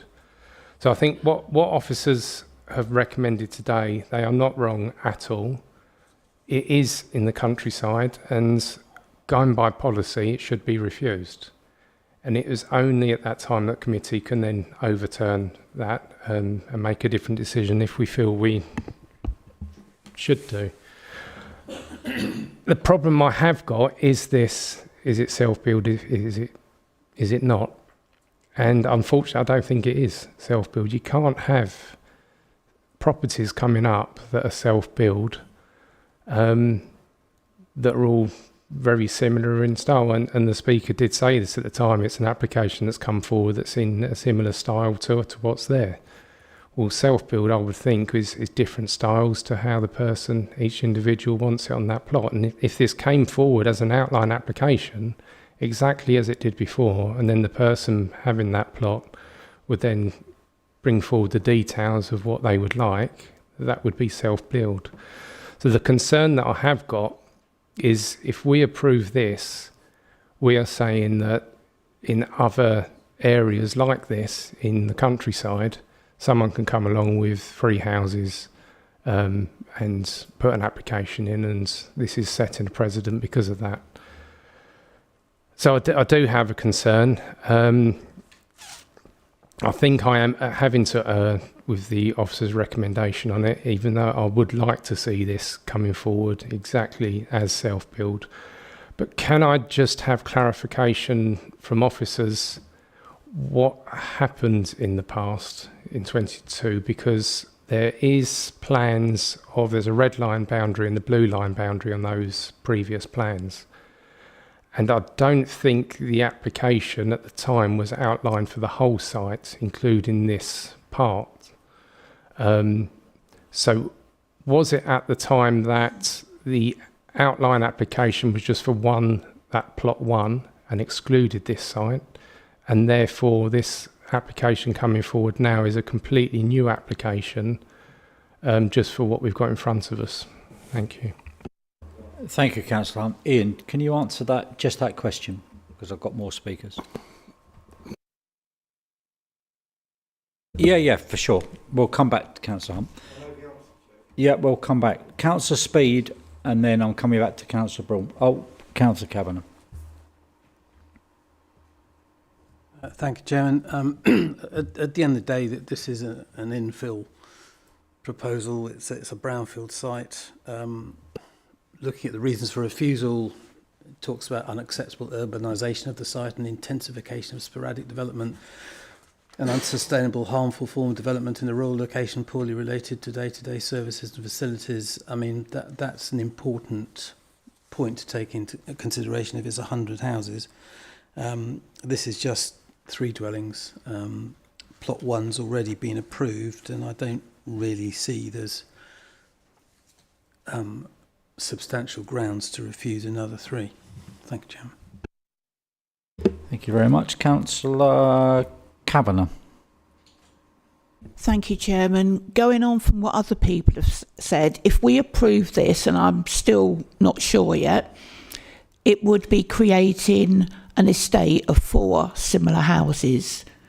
Does that not set a precedent for the other 96 houses to make 100 further down the road? Because it's not self-build. It will be a little estate if they are going to be so similar. Thank you. Thank you, Councillor Kavanagh. Some members of this council may possess crystal balls. We're not supposed to on this committee, so I understand your sentiment. Councillor Braun, then Councillor Baldock. Thank you, Chairman. Sorry for coming back in. I will also take this opportunity to apologise to the poor ward members. But also, regarding what Councillor Hunt said, this isn't the committee that made this decision 4 years ago, whenever it was.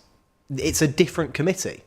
It's the same name, it's the planning committee, but these are not, this is not that committee. Therefore, a decision made 4 years ago has absolutely zero burden on what we will be making tonight. Yeah. And regarding what Councillor Hunt said, I found his insight very informative as someone that wasn't here 4 years ago. And as he says, that decision 4 years ago was made entirely by the committee on the fact that it was a self-built house. These are not self-builds. Thank you, Councillor Baldock. Thank you. I'm wondering if the parish council commented at all. I couldn't see anything in the report. That's unusual. I was wondering, given what people have said, and I have to put my glasses on when I say this. I agree with what some of Councillor Hunt said. Is there a way we could defer this and see if it's willing to be submitted purely in outline so that we can actually look at the self-build applications when they come forward? Because I struggle to see how we'll defend this at committee, but I'm also concerned that we could be setting a bad precedent. You want to build somewhere, you just call it self-build.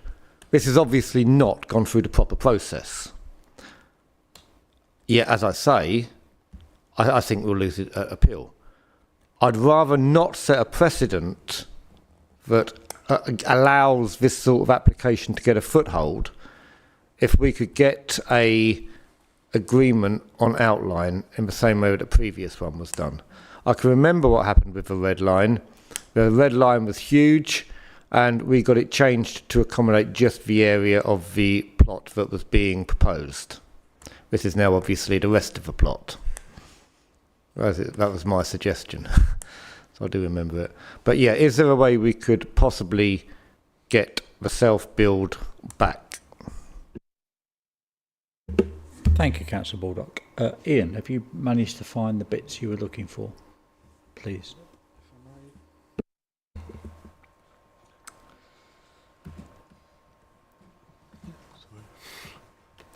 Thank you, Chairman. That's the plan that is mentioned in a condition which I'll come on to. You'll note the red line is around the plot 1, let's call it. Can you zoom in on that so we can all be very clear?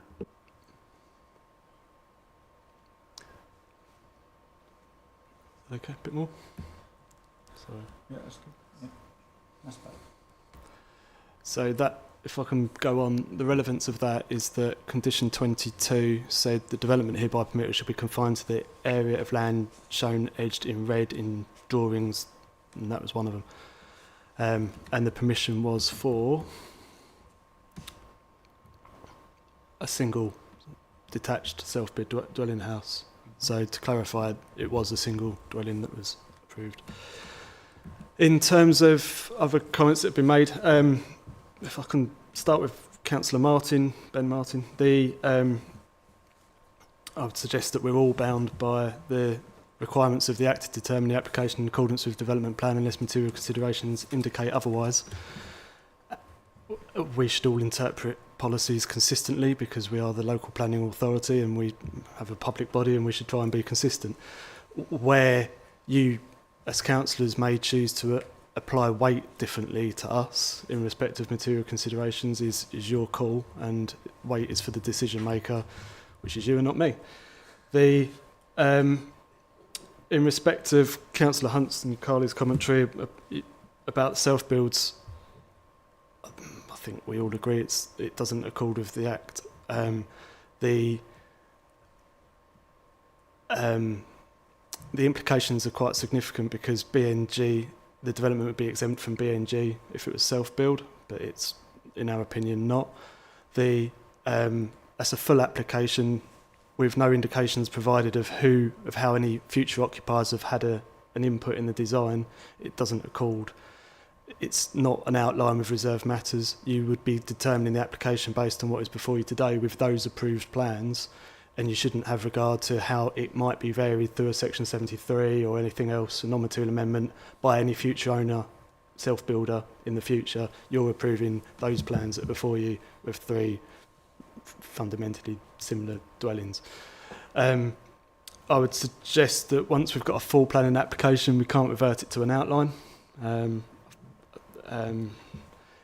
That's what's before us, and I'd certainly encourage us to determine it as a full planning application because that's what's been submitted and is the proposal before us.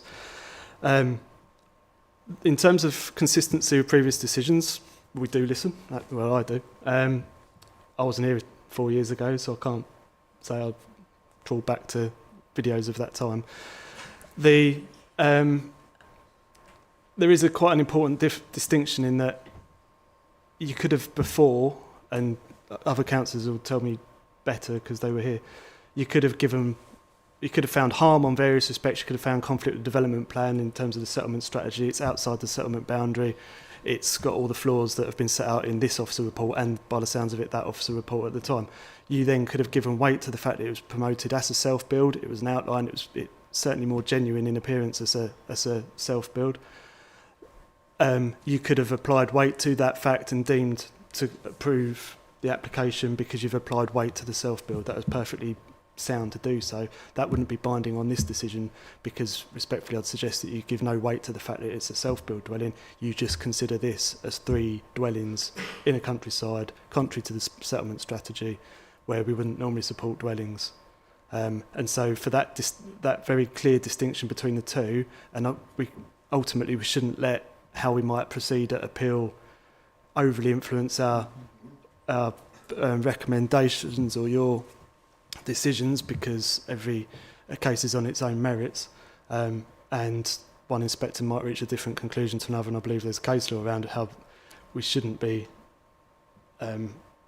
we shouldn't use the risk of an appeal as a material consideration. We should be consistent as a public authority, whether that's officers, councillors and planning committees between then and now. We've got a duty to act generally consistently, but there is a clear distinction between the proposals, which means that isn't determinative or binding on this decision tonight for 3 dwellings which aren't self-build. Thank you, Chairman. Thank you, Ian. I've got 2 fresh speakers before I'm going to call people back in. Councillor MacDonald and then Councillor Paul Stephen, please. Yeah, thank you, Mr. Chairman. Looking at the site plan that we saw earlier, the above lane, it's described as brown land, and opposite is a whole row of pre-war terrace properties. So if it goes to appeal, quite frankly, it would get appeal, whether it's self-build or not. But I think if there's a condition on self-build, I would have to say that I don't know how you would enforce that, but maybe if the applicant had put it in with the names of people who are actually going to build these properties, rather than a company that's going to build all three, which won't be self-build. So I'm not sure, how we go from there. Thank you, Councillor MacDonald. We need to be careful, members. We cannot predetermine, should an inspector even be engaged with this, we cannot determine whether they're going to say yes or no. That's not our job. All I say, and again to be consistent, is members need to be careful. Just be careful and thoughtful of how you vote. Councillor Paul Stephen. Thank you, Chairman. I have been past this plot of land quite often in the last 2 years, and it's been an eyesore every time I've gone round there. I have seen the original, the first plot that's been built there. It's offset from the road. It's not in your face. It's a nice looking plot. It's almost hidden by the trees that are there. And are we saying that because the landowner is wants to build similar type houses, that's against the idea of being self-built? Why shouldn't they be all the same? If he's got a plot of land and he wants to sell it off as self-builds, then great. I would agree that you don't want different types of properties, especially in that location, opposite a row of terraced houses that are all the same. And I think that, as you say, if it's not, is it self-build? Is it not self-build? Can we go back and say that, on a condition that it should be just self-build, but not state that it can't be the similar buildings? Because I think it's an opportunity there to utilise a bit of land that hasn't been used for years. It is an eyesore, and I don't think it'd be too out of place, providing those buildings sort of match the existing plot that's been built and aren't overbearing. Thank you. Thank you, Councillor Stephen. I think to come back on one of those points, we're not here to negotiate with the applicant. We need to look at the application as it is, and we either are thumbs up or thumbs down. I'll go Councillor Baldock, then the only person I'm going to come back to is Councillor Hunt, and then we're done. Okay, I didn't get clarification on whether or not the parish council had responded from earlier. All this talk about how we shouldn't be worried about appeals and what might happen at appeal, I fully agree, because that's what always gets on my nerves when our legal man beams in from above and gives us a warning about appeals.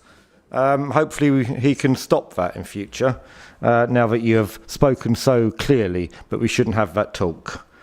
Are we getting a bit confused between custom build and self-build here?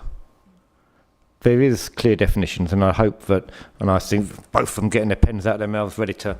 So if we could just clarify that for people who may be a little unsure of the difference. And totally going back on what I said 45 seconds ago,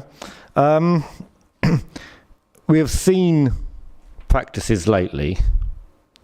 We saw it in the solar farm at Vigo. We've seen it at Highstead, where an appeal gets put in and the applicant changes. And we still have to go through the rigmarole, even if we don't actually have a problem with it, as it, no, it's been changed. So, is it feasible, and I'm asking just from officers, if this could happen. But the appeal could go in. He could then withdraw the detail and just say, oh no, it's only outline now. The inspector accept that. And we've got to sit there and fight it anyway. Is that something that could happen? Or just seeing how they changed it at Vigo and changed it at Highstead. Just like some reassurance that couldn't happen. Yeah. What am I going to say now? I'll reiterate, we need to be careful about bandying around the word appeal. We need to be careful. Not everybody appeals. Not everybody gets what they want. A lot of people do, a lot of people don't. Not everybody appeals. You know, I've said it more times than you said it, Councillor Baldock, and that's the end of that. I'll take Councillor Hunt and then we'll get a couple of those answers to your questions. Councillor Hunt, please. Thank you. I'm trying to find a way around this, so hopefully I think I might have found a way. Firstly, don't think the applicant's trying to pull wool over our eyes or anything. I think a mistake has been made not to bring this forward with outline approval first. It's a shame that it hasn't been picked up through the process and looked at, because we wouldn't be in this position, I think, if that was the case. In the previous application, we asked at the committee, and it has been done, that there was a condition put on for self-build, and condition 4 of that approval states that the dwelling hereby permitted shall be constructed as a self-build stroke custom dwelling as defined within the Self-Build and Custom House Building Act 2015 as amended, blah blah blah.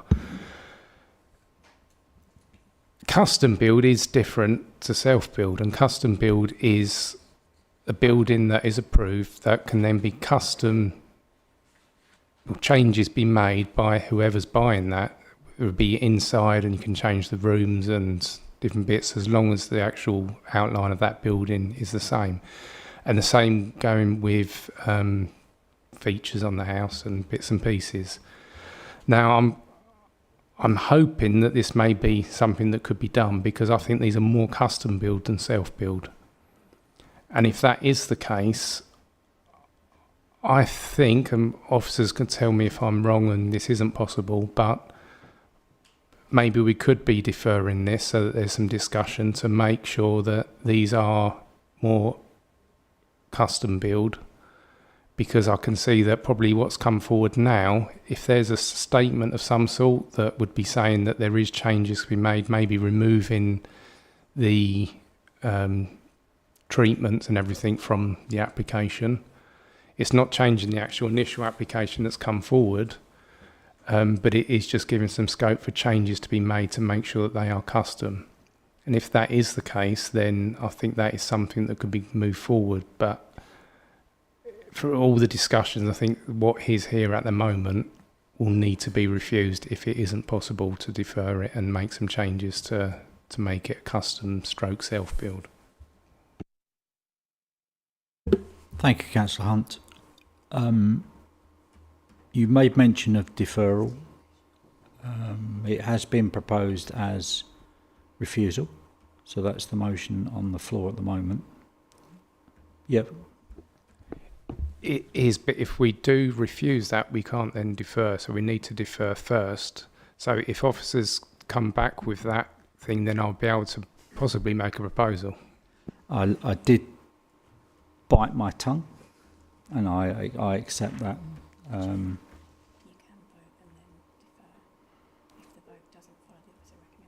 Correct. That was the point I was going to make. We can vote as it is at the moment. If that is not supported by a majority, I would seek a second proposal. Okay? So we'll do that. Ian, please, can you just... There was some confirmation with regards self-build, and it states very clearly in the proposal self-build.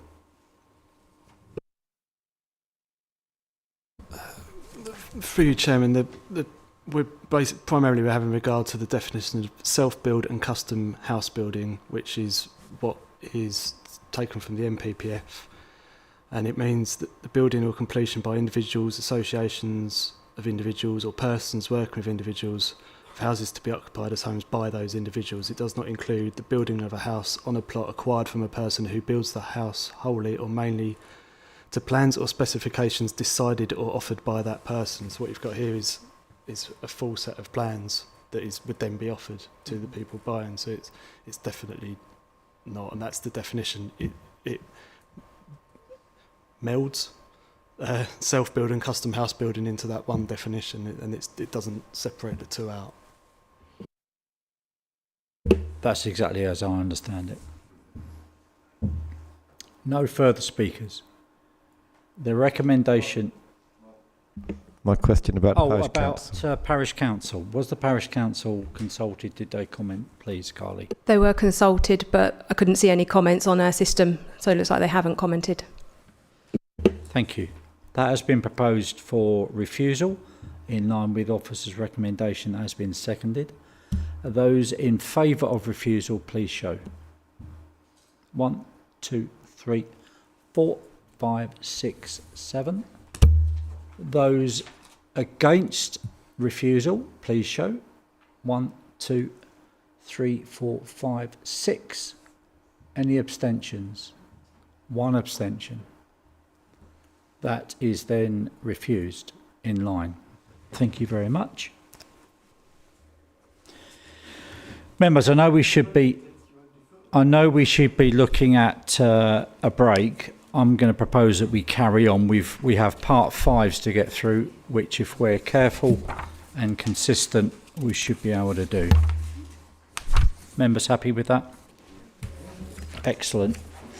So, turning swiftly to page 91 of your agenda pack. I'm going to whistle through them. If anybody wants to say anything, shout. So 5.1, the appeal is allowed. 5.2, the appeal is dismissed. Councillor Thompson. Only to say that it's great to hear that the appeal was dismissed, because Ellam Road has caused a lot of distress with a lot of different things going on. So just wanted to make a point. I think it's great that the enforcement was upheld and the appeal dismissed. Thanks. Yeah, totally agree. 5.3. Refusal.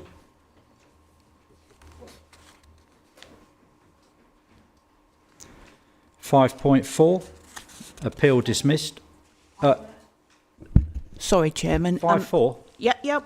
I wanted to add that I thought it was significant that the inspector dismissed that the decision by the officers, not the committee, was a reason for overturning. I think that's quite significant. I was talking to Bobbin Parish Council last night explaining an application doesn't have to come to a committee. The officers are more than capable of dealing with it. So it's nice to have recognition from the inspectors. Very good, thank you. And 5.5, appeal allowed. 5.6, appeal dismissed. All I will say on that is a perfect decision. 5.7, appeal dismissed. All I will say is perfect decision. 5.8. I just wanted to comment on that one. Of course you can. And say that well done to the officers. Pretty high rate of appeals dismissed on delegated refusal there. Sometimes it works in our favour, doesn't it? You know, so very good. Anybody, anything else? Councillor Baldock, are you... No, you're good. Members, that concludes this evening's meeting. Thank you for your time.